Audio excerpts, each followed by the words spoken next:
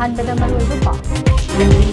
सेनबा सही लिसिंग अनि कुंतरु लिसिंग अनि कुंतरे तसिसनगदबा लुपा क्रोर लिसिंग कुंथ्रा माथोइ सहम यांखै तरु की बजट एस्टिमेट चीफ मिनिस्टर ना हाउस तो थमख्रे नुपी लाख अहुम मखाइदा लिसिंग तरा तरा पीननबा लुपा क्रोर चौहम यांखै बजट हाख्रे कांग्रेस लुसिंग बसिंगदा एमएलए कांगुजम रंजित वारोरे डेप्यूटी सीआरपी की फम थालिख्रे दिल्ली दा मणिपुरी नुपी फुखिबगी मतंगदा मियोय मरी फारे हाय जर्नलिस्ट बम थमजिलंबगी मायक्ता वकत निफाम सथख्रे असेंबली दा खनाबिद्रबदी कोर्ट पीआईएल अमा थारगन हेबा वफम फोंदोरमी एनपीपी दा मियोय सनी यावरकले हारे पुंग निफुनिपानी मनुंगदे टोटल सडाउन तौगदबदी हाना फोंदोरमी अंगांग ख्वारी नोइबा लेबाकसिंग मनुंगदे इंडिया ना अनिसुबदा लैरे मिडल ईस्ट दा टेंशन वांखलकपदगे टर्कीना जेट तरुक साइपास्ता थाजिंख्रे अमदी खामेनीगी मचानुपा मोस्ताफाना ईरान के नोबा सुप्रीम लीडर ओइरे खुरमजरी वाहोंग रेडियो नुपिजबा इवनिंग न्यूज़पेपर अपडेट मिटिंग ताबिरिबा मदी ताबिरिबा सिंको पुष्परानी लाइसुमना सरामोसरी मरोइबु पाउसिंग संदोक इथिजरी मथंग सेनबा सही लिसिंग अनि कुंतरु कुंतरेट की ओइना सिसनगदबा लुपा क्रोर लिसिंग कुंथ्रा माथोइ चौहम यांखै तरुक की बजट एस्टिमेट ngasi 32 सुबह मणिपुर लेजिस्लेटिव असेंबली की 3 सुबह मिफमदा चीफ मिनिस्टर इमनाम खेमसाना पुथोख्रे सेनफम असिगी मनुंगदा लुपा क्रोर लिसिंग कुनमरी जामा हुंबुद्रा मंगाना बोट लौनगनी अदुगा लुपा क्रोर लिसिंग 3 जामा मरिफु माथोइना चार्ज बोट तौदना सेल काइगनी मसिगा लोइनना कुमजा लिसिंग अनि कुनमंगा कुंतरु ओइना लुपा क्रोर लिसिंग अहुम चनी हुमफुगी सप्लीमेंटरी बजट सु पुथोख्रे बजट एस्टिमेट असि पुथोकलदुना हाउस की लीडर ओइरिबा युमनाम खेमसाना हाई नुपी सिंगी सेंथोक हेंगल हंदुना सेल थुंगी फिबम फना लेहेननबा सरकार असना सेटबा फिरेब लौरी मसिगिदमक सेल हेल्प ग्रुप सिंगी खुथांगदा नुपी सिंगी सेल थुंगी फिबम फगत हननबा चही असिदा हौदोकलगने स्कीम असिना स्टेट असिदा लेरिबा नुपी लाख अहुम मखाइदे खुदोंग साबा फंगहनगनी हाइरे मसिगिदमक सेनबा चही अहुम सेल की मतेंग पीगनी अहानबा सही नुपी बेनिफिशरी अमममदा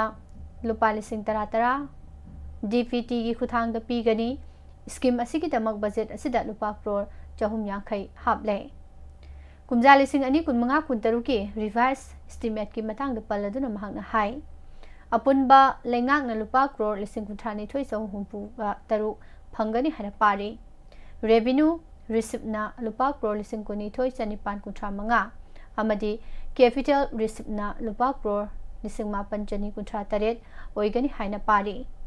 अपुनबा स्टेटस ऑन टैक्स ना लुपा क्रोर लिसिंग अमचमापन कुंथ्रा मरी अमदी नन टैक्स रिसिप्टना लुपा क्रोर चामबी यांखै ओइगनी हाइना पारी टोटल एक्सपेंडिचर की मतंगदा थमलदुना महकना हाई लुपा क्रोर लिसिंग कुंथ्रानी थोइ चामबी कुंथ्रा तरुक की सेनफम अमा प्रपोज तौरी मसिगी मनुंगदा रेवेन्यू एक्सपेंडिचर असि लुपा क्रोर लिसिंग कुन सटर हुंफुगा तरेट ओइगनी अदुगा कैपिटल आउटलेट असिना लुपा क्रोर लिसिंग मरी चाट्रेट हुंफुगा माथोइ ओइगनी हाइना पारी रिवाइज एस्टिमेट 2025 to 2026 दा फिजिकल डिफिसिट असि GSDP की सादा मंगादस्मिक मरी अमसुंग आउटस्टैंडिंग डेट असिना GSDP की सादा निफु ओइगनी हाइनसु पारी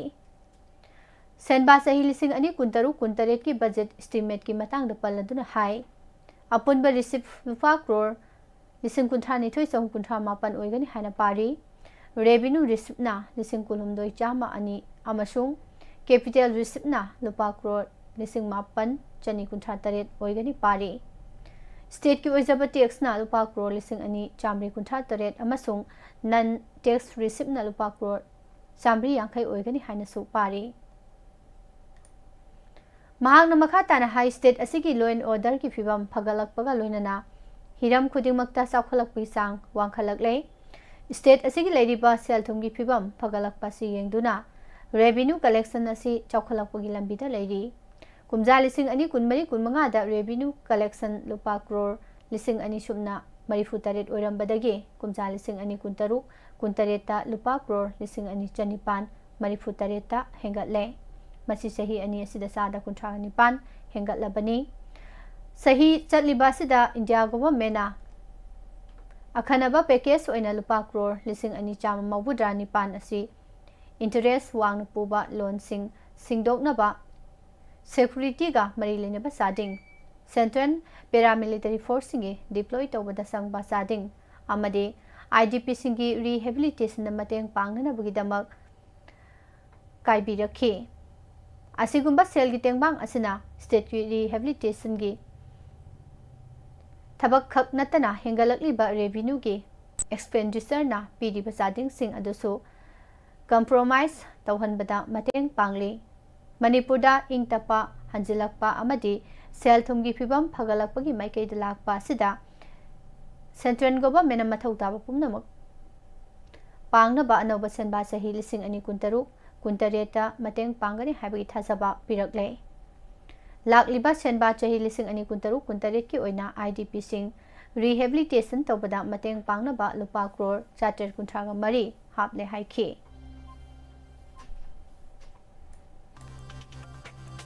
कुमजा लिसिंग अनि कुंतरुक कुंतरेत बजट एस्टिमेट की ओइना स्टेट की टैक्स रेवेन्यू असि लुपा करोड़ लिसिंग अनि चामरी कुंठा तरेत ओइगनी हाइना पारी स्टेट की नन टैक्स रेवेन्यू ना लुपा करोड़ चामरी यांखै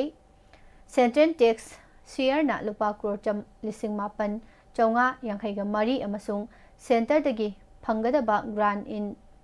एड की सेंफम ना लुपा करोड़ लिसिंग तरा चात्रुक हुंफुमाथोई पुना लुपा करोड़ लिसिंग कुलुमदोई चामा अनि ओइगनी हाइरे मथंग सेनबा चहीदा गवर्नमेंट की एम्प्लॉई सिंगी तोलोब पीबददा लुपा करोड़ लिसिंग तरुक चामगा तरा मंगा चटकनी पेंशन की ओइना लुपा करोड़ लिसिंग अहुम चात्रुक निफुगा मंगा इंटरेस्ट पेमेंट की ओइना लुपा करोड़ लिसिंग अमा चनी यांखै निपान अमसुंग अतोप अतोपगी पिथोखिगदबा सादिंग लिसिंग निपान चार्टर्ड मौबुद्रा सि हापसिलगदी लुपा करोड़ लिसिंग तरा मापन चनिपान तरेत कंपोजिशन ऑफ रेवेन्यू एक्सपेंडिचर ओइरी हाइना सुफोंदोखे मणिपुर की पुवारी अहानबो मिनिस्टर अमा अमसुंग एमएलए खरा मणिपुर लेजिस्लेटिव असेंबली की मिफमदा वर्चुअल ओइना सरुक याखरे सरुक याखिबसिंग असि डेप्यूटी चीफ मिनिस्टर नेमचा किपकेन अमसुंग कुकी जोगी एमएलए एलएम खौते किमन्यो हानसिंग मुसांगलुर नचिंगबनी हाइरे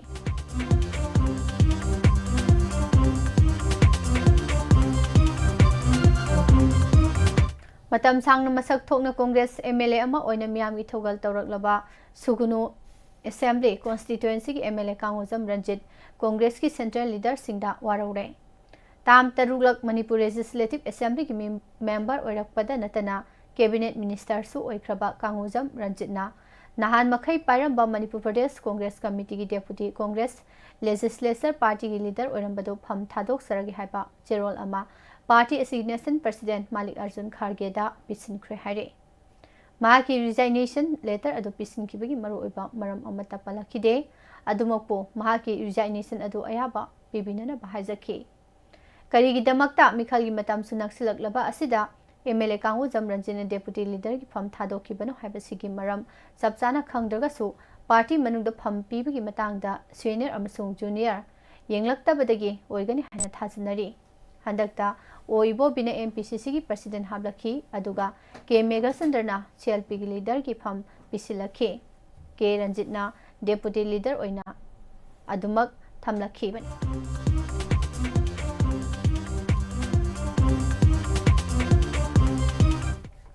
साउथ दिल्ली की पाक अमदा मियोय खना मणिपुरी नुपी अमा फुखिबगी मतंगदा पुलिसना सही नौरिबा मियोय मरी फागतख्रे दिल्ली की सकेट डिस्ट्रिक्ट कोर्ट मनाक्ता लेबा पाक अमदा नुमिदांगरम मणिपुरदगी नुपी अदुना ममानबी अमगा लोइनना मखोंगना चटलिङैदा मियोय खरना फजदबा वाहै वता सिजनरखी victim ओइहौरबी नुपी अदुना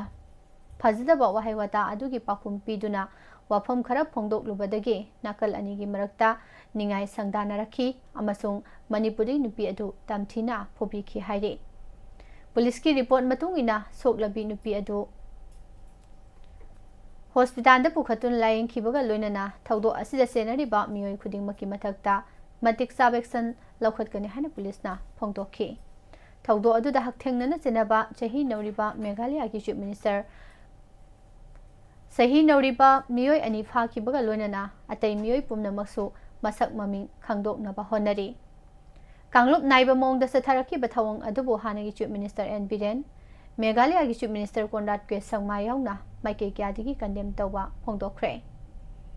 social media da thadorok warol amada N Biren hai Manipur amadi Assam dagi nupi anida miyoi kharna Delhi gi circuit court manakta sathagi bathawang aduda senariba miyoi khudingmak matik sabu cherak phangangada bani awang pok lamdam gi miyoi singda Kanglup naibi thawang makhatana satharakli basi laibak thibani haike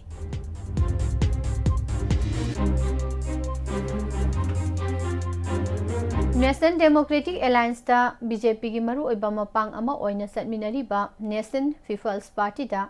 miyoi chanirom yaurakre chingmairong da leiba classic grande da pangthokpa thauram amada nauna yauraklaba miyoi sing adu NPP National Vice President Irengbam Hemochandra National General Secretary M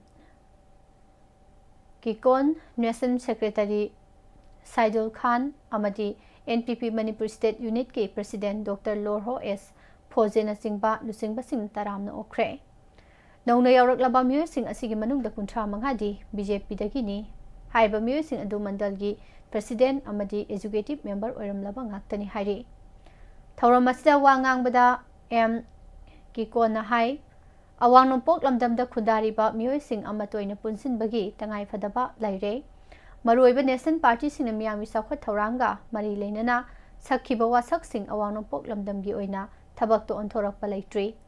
awang nompok lamdamdagi haukiba amasung lamdam asida khundariba miyoi singi maramda ningthina khangba NPP na miyamgi thaugal tawbada hena khudong sagani haike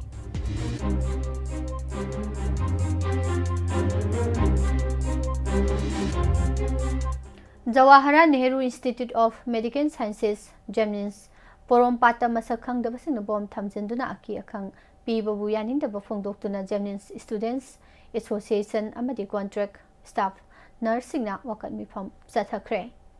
Jamnins complex ki ladies hostel block number 2 da sathakiba wakat mifam da masing yamlaba medical institution asigi mahairoi amadi mathau pangthokliba contract nurse staff yana saru yakhi Wakat mifam asigi matangda Jamnins Students Association ki President Ayangba WAHONG na hai haukiba March ki tang tareta Jamnins ki Administrative Section ki Academic Block ta sakhangdaba singna bom thamjilamduna ki akhang piba thaudo asi laibak thibani amadi akanba mongda condemn tawi Jamnins asi medical institution ama oina mahai tampham sang ama oibata natana Hospital ama oina analayang hiramda state asigi oina achoba thodang loduna lakli mathau pangthokliba doctor nurse staff amadi mahairoi singda aki akhang pibasi yaningde haina phongdokhi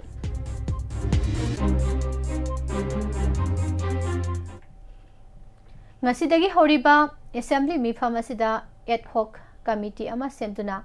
hauzik Imphal City manungda Manipur Urban Road Drainage amadi Asset Management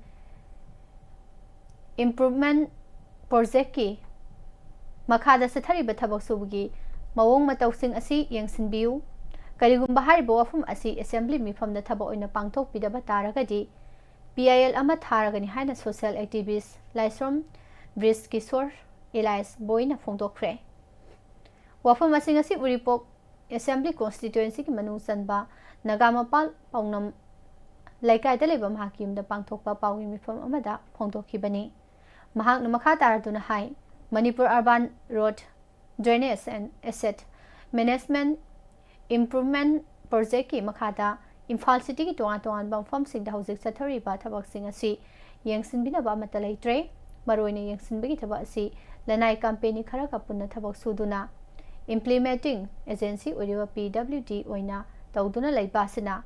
quality ki matang da ahoba kya leibagi mami chauna tare haire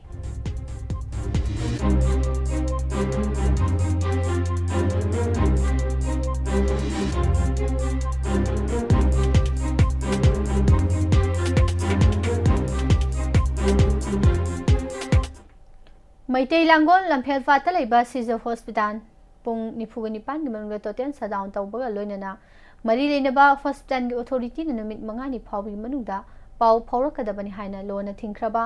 KCP PWGMC Unification gi PRO Chingkhai nganbana thadorokpa cherol amana haire lenga ki hospital da thabak tawriba doctor singna private hospital da anaba refer tawraga doctor adumakna private hospital da laklaga amuk layeng bagi thabak satharibasi ngaktaba ngamde ningsa sor hondraba anababu ICU da thamlaga paisa lawgi hainabi thadokadabani maram sadana miyam dege henba layeng man loba khudakta lepkadabani haire amaromda Mars Nipanda Wayal Kati Pauche da Gemnista Bom Thamjilamba KCP Taibanganba Group Nani claim Taurakli Haba headline gi makhada fonglakpa pau aduda yauriba mutum Jibal Latana senior staff nurse Lemapokpam Ranjita da mateng pangi haina palakli basi chumdaba wafamni tholakli ba wathok lanthok asida Gemniski nursing superintendent oijari bi mutum Jibal Lata aihakti karimata yausade Masi kupna tidopi agasu khangbigani maramaduna mahakpu isu asidagi maning tamhanbinanaba KCP Taibanganba group ta thamoi sengna appeal tawragi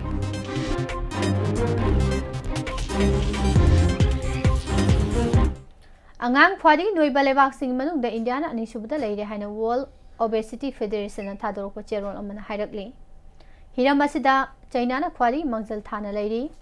World Obesity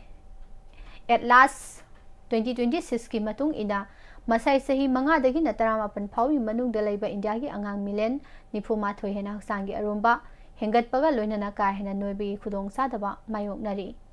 sahi manga dagi na mapan phawi gi manung da laiba angang milen taraga mari dasmik mapal ani amasung chahi tara dagi taramapan phawi manung da laiba angang milen kuntaruk dasmik Mari Suno ka hena noibi khudong sadaba mayok nari amuke hena nungnang ba pokninga oiba wafam di chahi khudingi India da ka hena noiba angang singi masing sada manga gi changda hengalakpa gi matang dani malem gi leibak ayambana kumjali sing ani kun manga phawpada angang sing noibi gi chang hantha hanana ba pandam thamkhrabasu leibak amatana hojik phawba pandam phangba ngamdri Makha tarakpa oirakpa kumjali sing ani kuntra phawbada pandam phangnaba thorang kya lokhatpa hona khre India da anoiba masung ka hena lumba angang masing hengalakpagi matangda report asina hai machi oiba chinjak machal suna chaba phangdabana angang singda haksel gi oiba khudong sadaba kya marom mayok na hanbaga loinana noiba amadi lumbagi sangsu hengal hale leiba sigi mafam kharda ningthina chaba thakpa phangdaba angang kya marom leiri Atopa nakal amadana ka henba mongda kana daba chinjak sasin thaksin ba angangi masingsu nomonomagi hengalakle United States natroga China ga manadaba mawongda India gi oinadi mapung phaba healthcare system leite hiramasi gi matangda Yat Third Hospital Noida extension gi minimal access bariatric Robotic and General Surgery ki Director Dr. Kapil Kosar na hai ka hena noibaga loinana haksangi arumba helabadi makhal amatagi layong uthorak tringaida tongan ba haksangi kaya ching ama ata thohalai fat ki saru ka hena yaubana insulin gi mathauda akaiba thohanduna diabetes oihalai loinana blood vessel amadi nervesing amang ata thohalai Cholesterol gi chang wangkhalakpana hypertension ohelakpaga loinana tongan ba heart ki laina kya marum ohelakpa yai World Obesity Alas 2026 ki matung ina kumjali sing ani kunmari heurakpada sahi noriba India ki naharol kya marum nan alcoholic fatty liver disease nahalakpa yai hiram asigi matang da lokhat pya section thorang singi manungda punsi mahing ꯁꯦꯝꯗꯣꯛꯇꯨꯅ ꯆꯥꯕ ꯊꯛꯄꯒꯤ ꯃꯑꯣꯡ ꯃꯇꯧ ꯍꯣꯡꯗꯣꯛꯄ ꯑꯃꯁꯨꯡ ꯍꯛꯆꯥꯡ ꯂꯦꯡ ꯑꯣꯠꯄꯒꯤ ꯆꯥꯡ ꯍꯦꯟꯒꯠꯂꯛꯄꯒꯤ ꯋꯥꯐꯝ ꯌꯥꯎꯔꯤ꯫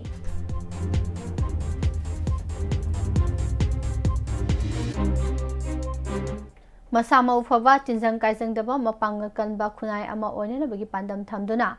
ꯑꯦꯊꯂꯦꯇꯤꯛ ꯑꯦꯁꯣꯁꯤꯌꯦꯁꯟ ꯑꯣꯐ ꯃꯅꯤꯄꯨꯔꯒꯤ ꯃꯤꯠꯌꯦꯡ ꯃꯈꯥꯗ UPF ꯃꯅꯤꯄꯨꯔꯅ ꯑꯣꯔꯒꯅꯥꯏꯖꯦꯁꯟ ꯇꯧꯔꯒ ꯔꯟ ꯐꯣꯔ ꯌꯣꯔ ꯅꯦꯁꯟ ꯍꯥꯏꯕ ꯊꯤꯝꯗ ꯌꯨꯝꯐꯝ ꯑꯣꯏꯔꯒ ꯃꯊꯪ ꯊꯥ ꯑꯦꯄ꯭ꯔꯤꯜ 12ꯗ ꯑꯣꯄꯟ ꯃꯦꯒꯥ ꯃꯥꯔꯥꯊꯣꯟ ꯂꯝꯁꯥꯡ ꯂꯝꯖꯦꯟ ꯑꯁꯤꯒꯤ ꯐꯣꯔꯝ ꯂꯥꯛꯂꯤꯕ ꯃꯥꯔꯆ 12ꯗꯒꯤ ꯊꯥꯕ ꯍꯧꯔꯒꯅꯤ ꯍꯥꯏꯔꯛꯏ꯫ ꯁꯨꯅꯨ ꯁꯤꯐꯥꯏ ꯑꯄꯔ ꯄ꯭ꯔꯥꯏꯃꯥꯔꯤ ꯁ꯭ꯀꯨꯜꯗ ꯍꯥꯡꯕ ꯔꯤꯂꯤꯐ ꯀꯦꯝꯞꯀꯤ IDPꯁꯤꯡꯕꯨ ꯄꯨꯛꯅꯤꯡ ꯊꯧꯒꯠꯄ ꯑꯣꯏꯅ ꯃꯣꯏꯔꯥꯡ ꯀꯣꯂꯦꯖꯇ BSc ꯐꯥꯔꯁꯠ ꯁꯦꯃꯤꯁꯇꯔ ꯇꯝꯂꯤꯕ ꯑꯕꯨꯖꯝ ꯖꯣꯟꯅ ꯑꯍꯥꯟꯕ ꯌꯥꯎꯁꯪ ꯁ꯭ꯄꯣꯔꯠꯁ ꯔꯤꯂꯤꯐ ꯀꯦꯝꯞ ꯑꯁꯤꯗ ꯄꯥꯡꯊꯣꯛꯈ꯭ꯔꯦ꯫ ꯊꯥ ꯑꯁꯤꯒꯤ 4ꯗꯒꯤ 8 ꯐꯥꯎꯕ ꯄꯥꯡꯊꯣꯛꯈꯤꯕ ꯌꯥꯎꯁꯪ ꯁ꯭ꯄꯣꯔꯠꯁ ꯂꯣꯏꯁꯤꯟꯕꯒꯤ ꯅꯨꯃꯤꯠꯇ ꯁ꯭ꯀꯨꯜ ꯑꯁꯤꯒꯤ ꯅꯣꯗꯦꯜ ꯑꯣꯐꯤꯁꯥꯔ M. ꯖꯤꯕꯟ, ꯁꯨꯅꯨ ꯁꯤꯐꯥꯏꯒꯤ ꯃꯦꯝꯕꯔ W. ꯍꯦꯃꯥꯕꯇꯤ, ꯍꯨꯌꯦꯟ ꯃꯃꯣꯝꯒꯤ ꯐꯥꯎꯟꯗꯔ ꯍꯤꯖꯝ ꯂꯦꯁꯅꯥ ꯆꯅꯨ ꯑꯃꯗꯤ ꯑꯔꯥꯝꯕꯥꯏ ꯇꯦꯡꯒꯣꯜ GSQꯒꯤ ꯃꯣꯕꯥꯏꯜ ꯇꯤꯝ ꯑꯃꯗꯤ ꯁ꯭ꯇꯨꯗꯦꯟꯠꯁ ꯋꯤꯡꯁꯨ ꯁꯔꯨꯛ ꯌꯥꯈꯤ꯫ ꯄꯥꯎꯅꯥ ꯕꯖꯥꯔꯗ ꯈꯥꯝꯗꯨꯅ ꯊꯝꯕ ꯍꯣꯟꯗꯥ ꯑꯦꯛꯇꯤꯚꯥ ꯑꯃ ꯍꯨꯔꯥꯟꯅꯅꯕ ꯍꯣꯠꯅꯔꯝꯕ ꯃꯤꯑꯣꯏ ꯑꯃ ꯃꯅꯤꯄꯨꯔ ꯄꯨꯂꯤꯁꯀꯤ ꯇꯤꯝ ꯑꯃꯅ ꯐꯥꯒꯠꯈ꯭ꯔꯦ꯫ ꯐꯥꯔꯕ ꯃꯤꯑꯣꯏ ꯑꯁꯤ ꯊꯧꯕꯥꯜ ꯗꯤꯁꯇ꯭ꯔꯤꯛꯀꯤ ꯃꯅꯨꯡ ꯆꯟꯅ ꯂꯩꯕ ꯂꯤꯂꯣꯡ ꯇꯥꯏꯔꯦꯜ ꯃꯈꯣꯡꯗꯒꯤ ꯁꯂꯥ ꯈꯥꯟ ꯆꯍꯤ 19ꯅꯤ꯫ ꯃꯍꯥꯛꯅ ꯍꯨꯔꯥꯟꯅꯕ ꯍꯣꯠꯅꯔꯝꯂꯤꯕ ꯍꯣꯟꯗꯥ ꯑꯦꯛꯇꯤꯚꯥ ꯑꯁꯤꯒꯤ ꯔꯦꯖꯤꯁꯇ꯭ꯔꯦꯁꯟ ꯅꯝꯕꯔꯅ AAE 11BH 9668ꯅꯤ꯫ ꯐꯥꯔꯕ ꯃꯤꯑꯣꯏ ꯑꯁꯤꯗꯒꯤ ꯃꯣꯕꯥꯏꯜ ꯐꯣꯟ ꯑꯃ, ꯀꯇꯔ ꯑꯃꯗꯤ ꯁ꯭ꯀ꯭ꯔꯨꯗ꯭राꯏꯚꯔꯁꯨ ꯐꯥꯒꯠꯂꯦ ꯍꯥꯏꯔꯤ꯫ ꯃꯈꯥ ꯇꯥꯕ ꯏꯟꯚꯦꯁꯇꯤꯒꯦꯁꯟꯒꯤ ꯃꯔꯤ ꯂꯩꯅꯕ ꯄꯨꯂꯤꯁ ꯁ꯭ꯇꯦꯁꯟꯗ ꯁꯤꯟꯅꯈ꯭ꯔꯦ ꯍꯥꯏꯔꯤ꯫ ꯉꯁꯤ ꯑꯌꯨꯛ ꯅꯣꯅꯦ ꯗꯤꯁꯇ꯭ꯔꯤꯛꯀꯤ ꯃꯅꯨꯡ ꯆꯟꯕ ꯗꯧꯗꯥꯏꯖꯥꯡꯗ IM ꯑꯃꯁꯨꯡ JUFꯀꯤ ꯀꯗꯔꯁꯤꯡꯒꯤ ꯃꯔꯛꯇ ꯑꯀꯟꯕ ꯃꯑꯣꯡꯗ ꯅꯣꯡꯃꯩ ꯀꯥꯞꯅꯈ꯭ꯔꯦ ꯍꯥꯏꯔꯤ꯫ ꯄ꯭ꯔꯦꯁꯅ ꯐꯪꯕ ꯄꯥꯎꯒꯤ ꯃꯇꯨꯡ ꯏꯟꯅ ꯈꯨꯠꯊꯣꯛꯅꯕꯒꯤ ꯊꯧꯗꯣꯛ ꯑꯁꯤ ꯉꯁꯤ ꯑꯌꯨꯛ ꯄꯨꯡ 5:30 ꯔꯣꯝ ꯇꯥꯕꯗ ꯇꯧꯗꯥꯏꯖꯥꯡ ꯈꯨꯜꯗ ꯊꯣꯛꯈꯤꯕꯅꯤ꯫ ꯅꯥꯀꯜ ꯑꯅꯤꯃꯛꯅ ꯆꯥꯎꯔꯥꯛꯅ ꯄꯨꯡ 1 ꯅꯣꯡꯃꯩ ꯀꯥꯞꯅꯈꯤ꯫ ꯑꯗꯨꯝ ꯑꯣꯏꯅꯃꯛ ꯊꯧꯗꯣꯛ ꯑꯗꯨꯗ ꯅꯥꯀꯜ ꯑꯅꯤꯒꯤ ꯃꯔꯛꯇ ꯀꯌꯥ ꯌꯥꯝꯅ ꯁꯣꯛ-ꯑꯄꯟ ꯌꯥꯎꯕꯒꯦ ꯍꯥꯏꯕꯒꯤ ꯄꯥꯎꯗꯤ ꯍꯧꯖꯤꯛ ꯐꯥꯎꯕ ꯂꯩꯇ꯭ꯔꯤ꯫ ꯂꯩꯈꯤꯗ꯭ꯔꯕ ꯑꯌꯥꯇꯣꯂꯥ ꯑꯂꯤ ꯈꯥꯃꯦꯅꯤꯒꯤ ꯃꯆꯥꯅꯨꯄꯥ ꯃꯣꯁꯇꯥꯐꯥ ꯈꯥꯃꯦꯅꯤ ꯏꯔꯥꯟꯒꯤ ꯑꯅꯧꯕ ꯁꯨꯄ꯭ꯔꯤꯝ ꯂꯤꯗꯔ ꯍꯥꯞꯈ꯭ꯔꯦ꯫ ꯃꯇꯤꯛ ꯃꯌꯥꯏ ꯂꯩꯔꯕ ꯔꯤꯚꯣꯂꯨꯁꯅꯔꯤ ꯒꯥꯔꯗꯀ ꯑꯆꯦꯠꯄ ꯃꯔꯤ ꯊꯝꯅꯗꯨꯅ ꯂꯥꯛꯈꯤꯕ ꯃꯣꯁꯇꯥꯐꯥꯅ ꯃꯄꯥꯒꯤ ꯃꯍꯨꯠ ꯁꯤꯜꯂꯒ ꯐꯝ ꯑꯁꯤ ꯄꯥꯏꯒꯅꯤ ꯍꯥꯏꯔꯤ꯫ ꯃꯇꯝ ꯀꯌꯥꯒꯤ ꯃꯃꯥꯡꯗꯒꯤ ꯊꯥꯖꯅꯗꯨꯅ ꯂꯥꯛꯈꯤꯕꯅꯤ꯫ ꯏꯔꯥꯟꯒꯤ ꯁꯨꯄ꯭ꯔꯤꯝ ꯂꯤꯗꯔ ꯏꯃꯨꯡ ꯃꯅꯨꯡꯒꯤ ꯃꯆꯥ ꯃꯁꯨꯁꯤꯡꯗ ꯁꯤꯟꯅꯕꯒꯤ ꯆꯠꯅꯕꯤ ꯂꯩꯇꯕ ꯇꯥꯔꯕꯁꯨ ꯃꯥꯏꯀꯩ ꯀꯌꯥꯗꯒꯤ ꯄꯤꯔꯛꯄ ꯏꯊꯤꯜꯅ ꯃꯔꯝ ꯑꯣꯏꯔꯒ ꯃꯣꯁꯇꯥꯐꯥꯕꯨ ꯁꯨꯄ꯭ꯔꯤꯝ ꯂꯤꯗꯔ ꯈꯟꯈꯤꯕꯅꯤ ꯍꯥꯏꯅ ꯑꯦꯁꯦꯝꯕ꯭ꯂꯤ ꯑꯣꯐ ꯑꯦꯛꯁꯄꯔꯠꯁꯀꯤ ꯃꯤꯍꯨꯠꯁꯤꯡꯅ ꯊꯥꯗꯣꯔꯛꯄ ꯁ꯭ꯇꯦꯠꯃꯦꯟꯠ ꯑꯃꯅ ꯐꯣꯡꯗꯣꯛꯈꯤ꯫ ꯁ꯭ꯇꯦꯠꯃꯦꯟꯠ ꯑꯁꯤꯒꯤ ꯃꯇꯨꯡ ꯏꯟꯅ ꯑꯃꯦꯔꯤꯀꯥ ꯑꯃꯗꯤ ꯏꯖꯔꯦꯜꯒ ꯂꯝꯕꯥ ꯄꯥꯅꯕ ꯃꯇꯤꯛ ꯆꯥꯕ ꯂꯨꯆꯤꯡꯕ ꯑꯃ ꯈꯟꯕꯒꯤ ꯇꯉꯥꯏꯐꯗꯕ ꯂꯩꯕꯅ ꯃꯣꯁꯇꯥꯐꯥ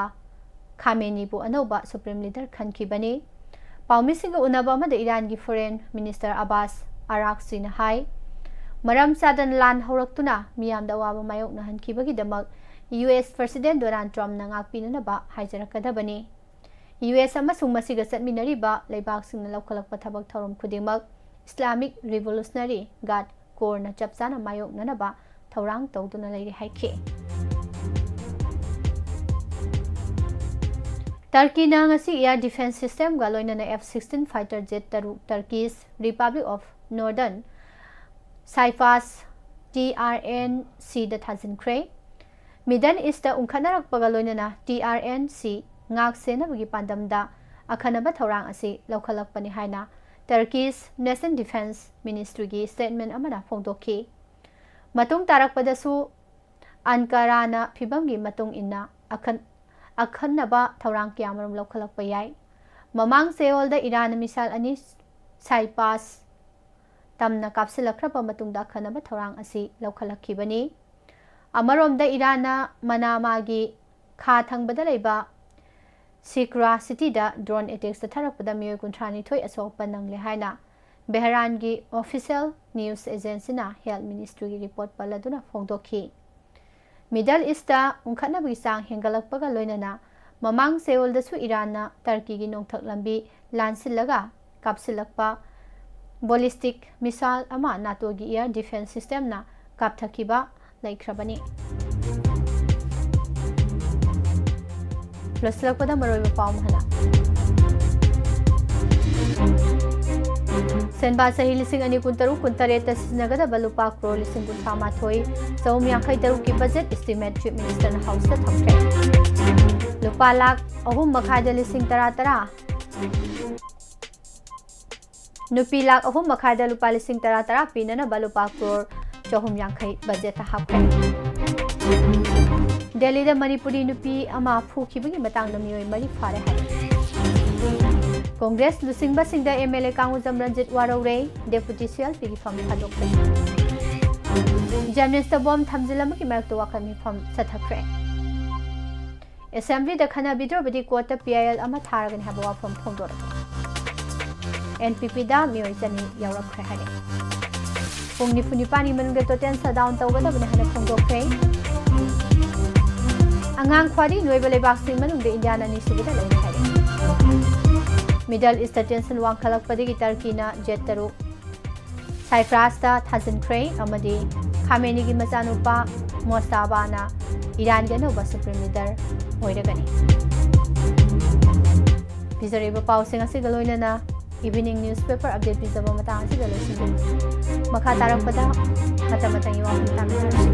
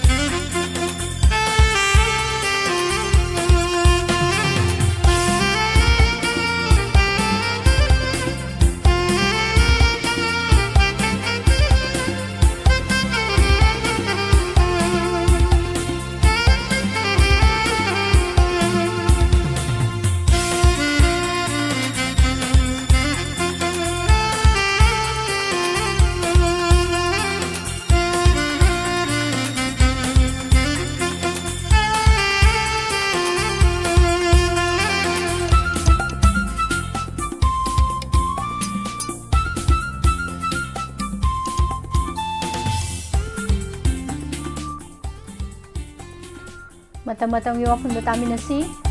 power sector da mipal tangba masagi maigi pothok puthok na ba khanaba mitjeng sangu haibasida thamjari. Leibak ama kayam yamna chawkhatlabagi habasi leibak aduda sisinariba electricity gi chang aduna lepi haiba yai. Miyoiba khunaina chawkhatliba makhai power haibasisu adumak henjinna mathau tarai. Aikhoina tangai phadaba oina sisinariba potlam ayamba electricity yaudaba yade. Numidangi matamda subnatagi mi chatpa unanabagi damak street lamp thanba khaktada electric sisinaba nate. Hauziki matamdadi kalengi maisa inghananaba air condition. Ningtham thagi ayingba kohananaba heater.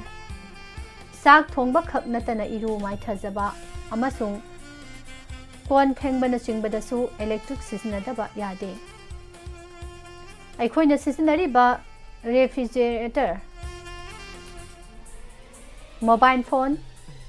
computer sing, CCTV camera, television,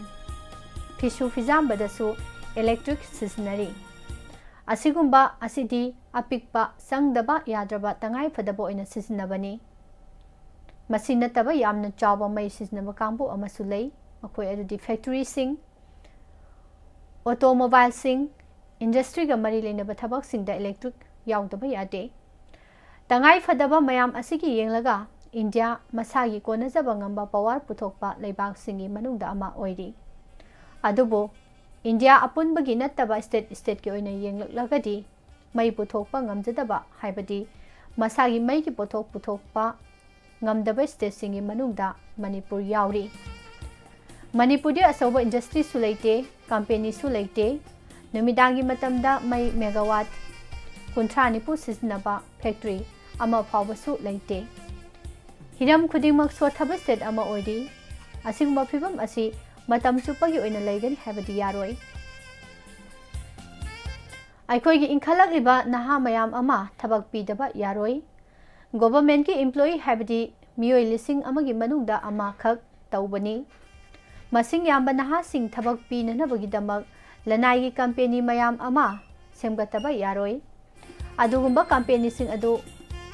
lakhange natragana lingkhat hange haiba taragadi ahanbada makhoina mathau taba mai adu hana leihandaba yade. Manipurda hauji peak hour ki matamda mai megawatt chani marifugumba sisinari ba mai gi pothok sing asi atopa mapalam gi power sector singdagi leiraga sisinari bani. Manipur gi tangai phadana sangliba mai gi sang asi leiba khaktada miyamdagi khonggalakpa tax ki senphamna singba konadabadagi saruk ahumgi manungda amadi lengak na haplibani. Masigi maramdi mapangi power sector singdagi mai leibada unit amada lupa manga phawa pirakpa yawi adubo lengak na miyam gi yenglaga yamna tathaba mamalda haibadi lupa ani makhai gumbada phanghalli. Puthariba senpham adu Manipur government na puthokli asumne state ki ex sector dagi lupa crore na khujing oiduna chatlibani. Asigumba phibam asida miyoi mayam amana amuksu mai huralaga thanbiribani. Leibak asida central government na puthokpa power, state government sing na puthokpa power amasung private farm sing na puthokpa power haiba makhal ahum thokna khaidoi. Makhal ahumgi power asi power grid kumba amada pulap pisillaga khaiduna sijnahanbani. Haiba power sing asi kharna isingdagi nungsitdagi nungsagi maisadagi diesel natraga tai makhalgi fuel sing sizinaraga puthokpa natroga nuclear dagi puthokpa energy sing aduna oihalakpani. State ki oiba generation leizaragadi aremba power adu atopa state sing da yonduna sendong yamna phangba ngamhali. Malem gi oina hydro power project sing dagi phangba power gi mamaldi nemi anemba mamal da leibadu miyam su pambanina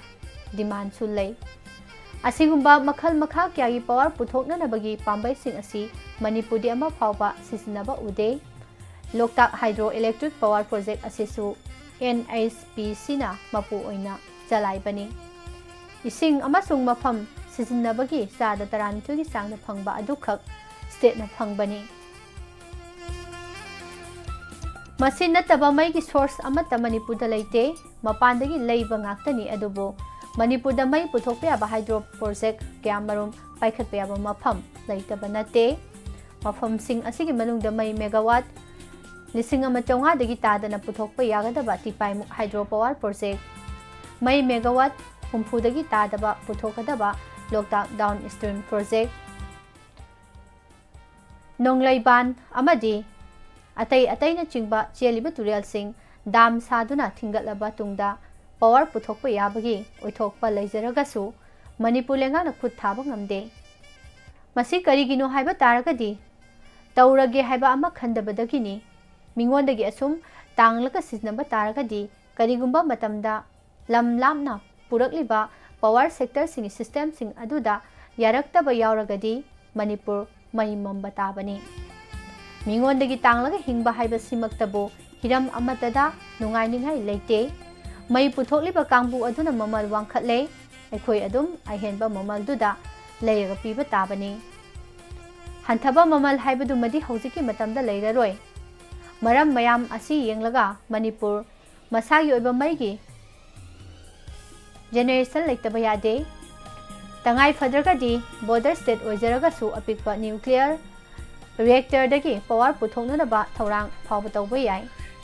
ꯍꯧꯖꯤꯛꯀꯤ ꯃꯇꯝꯗ ꯃꯁꯥꯒꯤ power sector ꯁꯦꯝꯒꯠꯆꯗꯨꯅ ꯁ꯭ꯇꯦꯠꯀꯤ ꯑꯣꯏꯖꯕ ꯃꯩ ꯄꯨꯊꯣꯛꯅꯕ ꯊꯧꯔꯥꯡ ꯇꯧꯍꯧꯗ꯭ꯔꯒꯗꯤ ꯃꯅꯤꯄꯨꯔ ꯑꯁꯤ ꯆꯍꯤ 10 ꯍꯦꯟꯅ ꯆꯥꯎꯈꯠꯄ ꯁꯣꯟꯊꯒꯅꯤ ꯑꯩꯈꯣꯏ ꯅꯨꯡꯉꯥꯏ ꯌꯥꯏꯐꯅ ꯄꯥꯟꯒꯦ ꯍꯥꯏꯕ ꯇꯥꯔꯒꯗꯤ ꯁ꯭ꯇꯦꯠ ꯑꯁꯤꯅ ꯉꯁꯤꯗꯒꯤ ꯆꯍꯤ 50 ꯐꯥꯎꯕꯒꯤ ꯃꯅꯨꯡꯗ ꯃꯊꯧ ꯇꯥꯔꯛꯀꯗꯕ ꯄꯥꯋꯔꯁꯤꯡ ꯑꯗꯨ ꯍꯧꯖꯤꯛꯇꯒꯤ ꯍꯧꯅ ꯄꯤꯕ ꯉꯝꯅꯅꯕ ꯃꯁꯥꯒꯤ ꯃꯩ ꯄꯨꯊꯣꯛꯅꯅꯕ ꯂꯝꯕꯤ ꯊꯤꯒꯗꯕꯅꯤ ꯃꯇꯥꯡ ꯑꯁꯤꯗ ꯄꯟꯖꯅꯤꯡꯕ ꯋꯥꯐꯝꯗꯤ ꯂꯣꯛꯇꯥꯛ ꯗꯥꯎꯟ ꯁ꯭ꯇ꯭ꯔꯤꯝ ꯄ꯭ꯔꯣꯖꯦꯛ ꯀꯩꯗꯧꯈ꯭ꯔꯕꯒꯦ ꯑꯇꯩ ꯄꯥꯋꯔ ꯄ꯭ꯔꯣꯖꯦꯛ ꯃꯌꯥꯝ ꯑꯃ ꯄꯥꯏꯈꯠꯅꯕꯒꯤꯗꯃꯛ ꯁꯔꯚꯦ ꯇꯧꯈ꯭ꯔꯒ ꯊꯕꯛ ꯇꯣꯟꯊꯣꯛꯄ ꯉꯝꯗꯕꯒꯤ ꯃꯔꯝ ꯀꯔꯤꯒꯤꯅꯣ ꯃꯁꯥꯒꯤ ꯃꯩꯒꯤ ꯄꯣꯠꯊꯣꯛ ꯄꯨꯊꯣꯛꯅꯕ ꯑꯈꯟꯅꯕ ꯃꯤꯠꯌꯦꯡ ꯆꯪꯁꯦ ꯍꯥꯏꯕ ꯋꯥꯐꯝ ꯑꯁꯤ ꯊꯝꯖꯔꯤ ꯄꯨꯝꯅꯃꯛꯄꯨ ꯄꯨꯁꯄꯔꯥꯅꯤ ꯂꯥꯏꯁ꯭ꯔꯝꯅ ꯑꯃꯨꯛꯀ ꯍꯟꯅ ꯈꯨꯔꯨꯝꯖꯔꯤ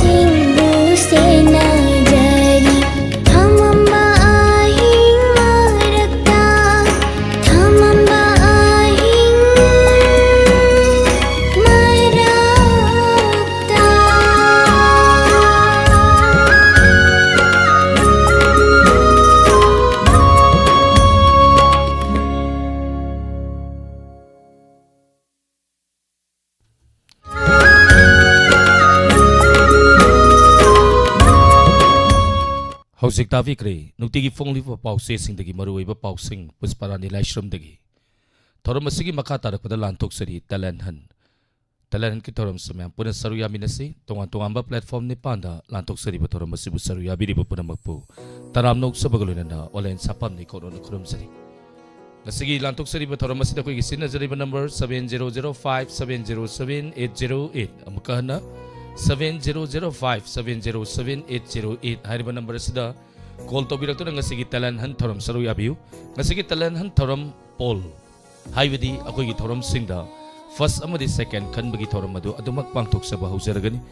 ꯑꯩꯈꯣꯏꯒꯤ ꯇꯦꯂꯦꯟ ꯍꯟꯇ ꯍꯧꯖꯤꯛꯐꯥꯎꯗ ꯐꯥꯔꯁ ꯁꯦꯀꯦꯟ ꯇꯥꯈ꯭ꯔꯕ ꯃꯤꯑꯣꯏ ꯃꯔꯤ ꯉꯥꯛꯄꯤꯒꯅꯤ ꯃꯤꯑꯣꯏ 6 ꯁꯨꯈ꯭ꯔꯦ ꯃꯤꯑꯣꯏ 9 ꯁꯨꯅꯕꯒꯤꯗꯃꯛꯇ ꯉꯁꯤ 2 ꯑꯃ ꯂꯧꯈꯠꯆꯒꯦ ꯍꯥꯏꯔꯤꯕ ꯇꯦꯂꯦꯟ ꯍꯟꯒꯤ ꯑꯩꯈꯣꯏꯅ ꯐꯥꯔꯁ ꯁꯦꯀꯦꯟ ꯈꯟꯖꯔꯤꯕ ꯑꯁꯤꯗ ꯐꯥꯔꯁ ꯁꯦꯀꯦꯟ ꯇꯥꯈ꯭ꯔꯕꯁꯤꯡꯅ ꯑꯩꯈꯣꯏꯅ ꯁ꯭ꯇꯨꯗꯤꯑꯣꯗ ꯑꯃꯨꯛꯇꯪ ꯁꯣꯏꯗꯅ ꯀꯧꯖꯔꯛꯂꯒꯅꯤ ꯑꯗꯨꯒ ꯂꯥꯏꯐ ꯇꯦꯂꯦꯟ ꯍꯟ ꯍꯥꯏꯔꯤꯕ ꯊꯧꯔꯝ ꯑꯁꯤ ꯑꯩꯈꯣꯏ ꯁꯣꯏꯗꯅ ꯄꯥꯡꯊꯣꯛꯆꯒꯅꯤ ꯃꯔꯝ ꯑꯗꯨꯅ ꯉꯁꯤꯒꯤ ꯇꯣꯉꯥꯟ ꯇꯣꯉꯥꯟꯕ ꯄ꯭ꯂꯦꯠꯐꯣꯔꯝꯁꯤꯡꯗ ꯂꯩꯕꯤꯔꯤꯕ ꯃꯤꯠꯌꯦꯡ ꯇꯥꯕꯤꯔꯤꯕ ꯈꯣꯟꯖꯦꯜ ꯇꯥꯕꯤꯔꯤꯕꯁꯤꯡꯅ ꯂꯥꯟꯊꯣꯛꯆꯔꯤꯕ ꯊꯧꯔꯝ ꯑꯁꯤ ꯁꯔꯨꯛ ꯌꯥꯃꯤꯟꯅꯁꯤ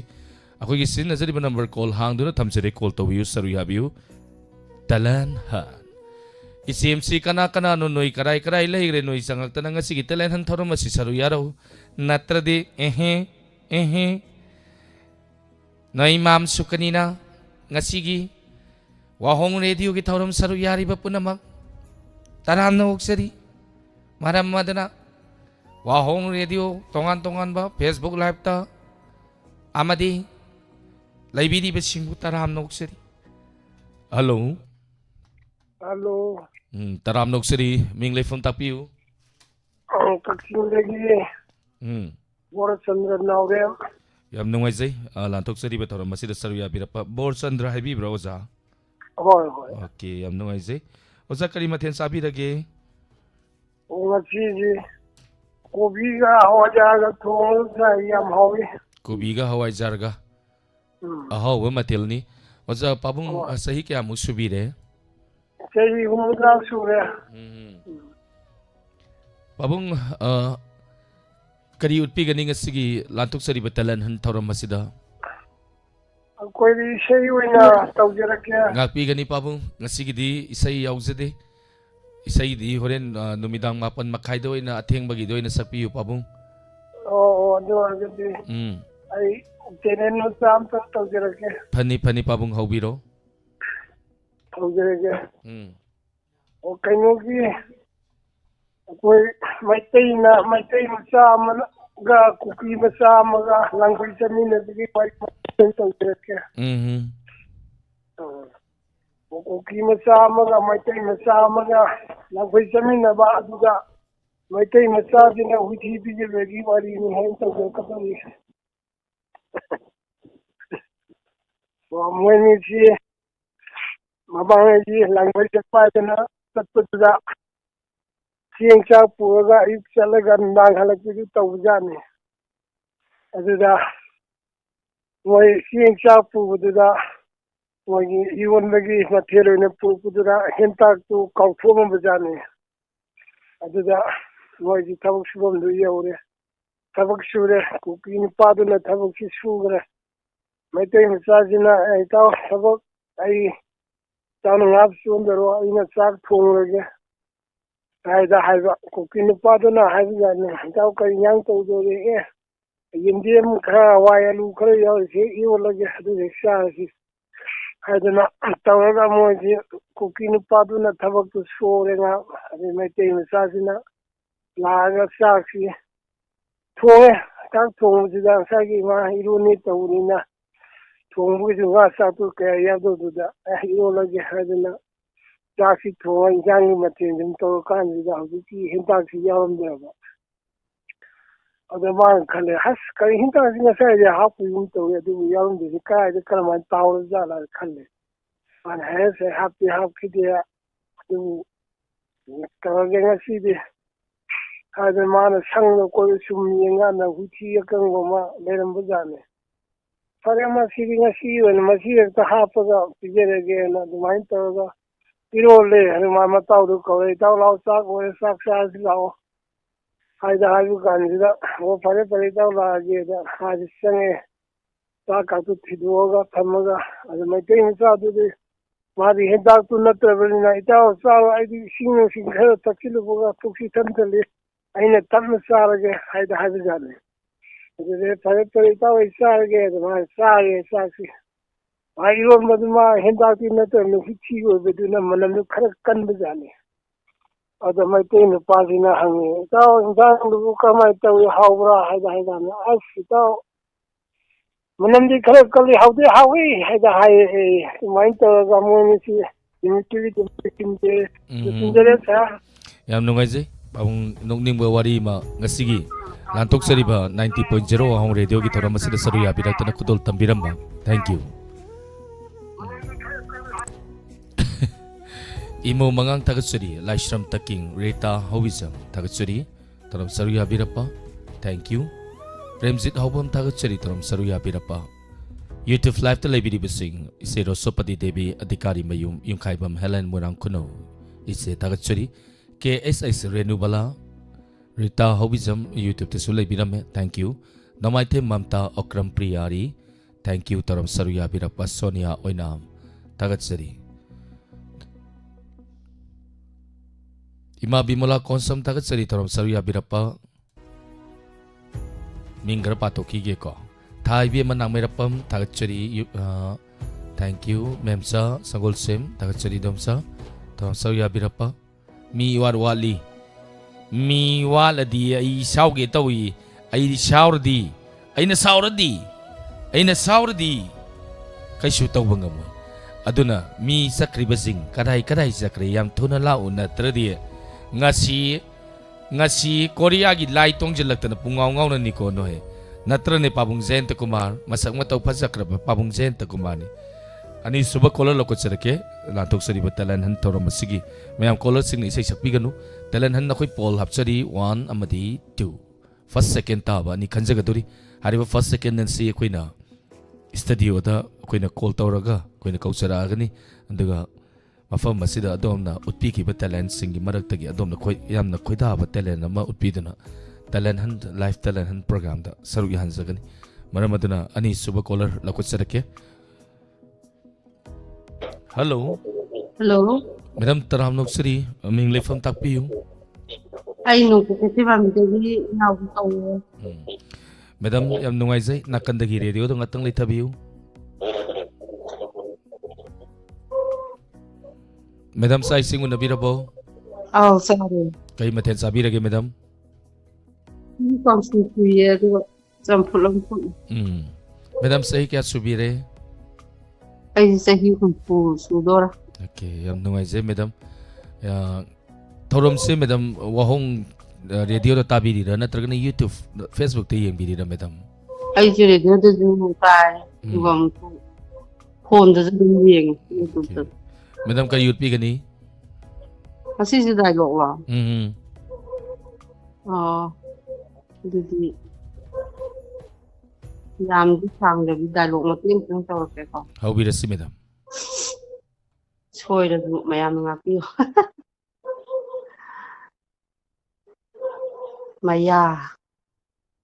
maya nga sidi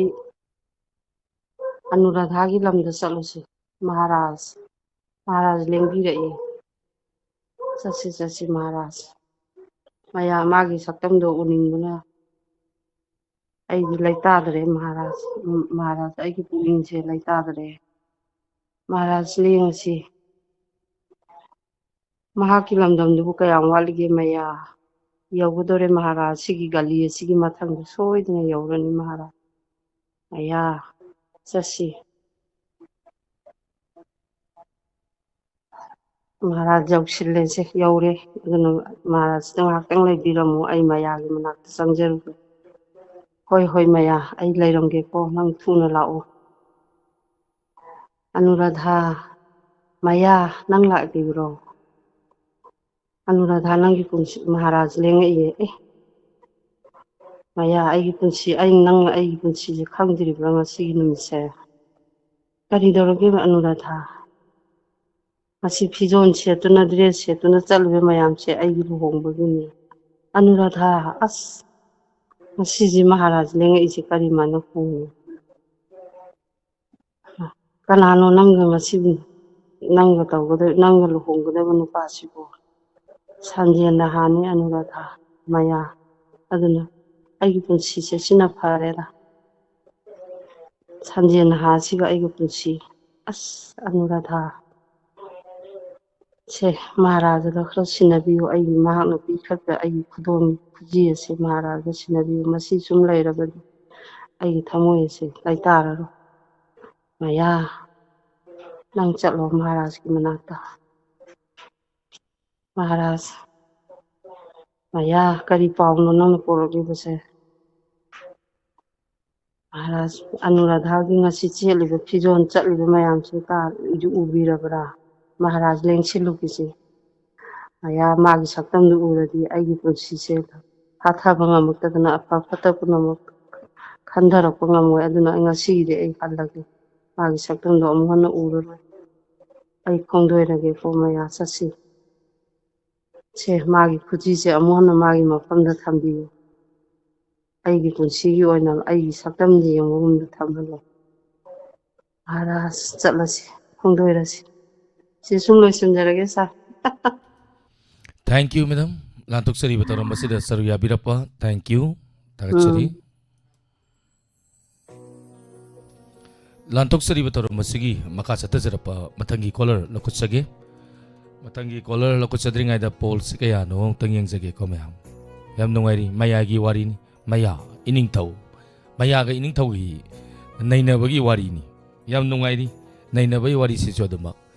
Paungzen Tukumari ma bimbola konsam tagat suri taram sawiya birapa sana thoi moirang tem sabitri hui kap sonia oinam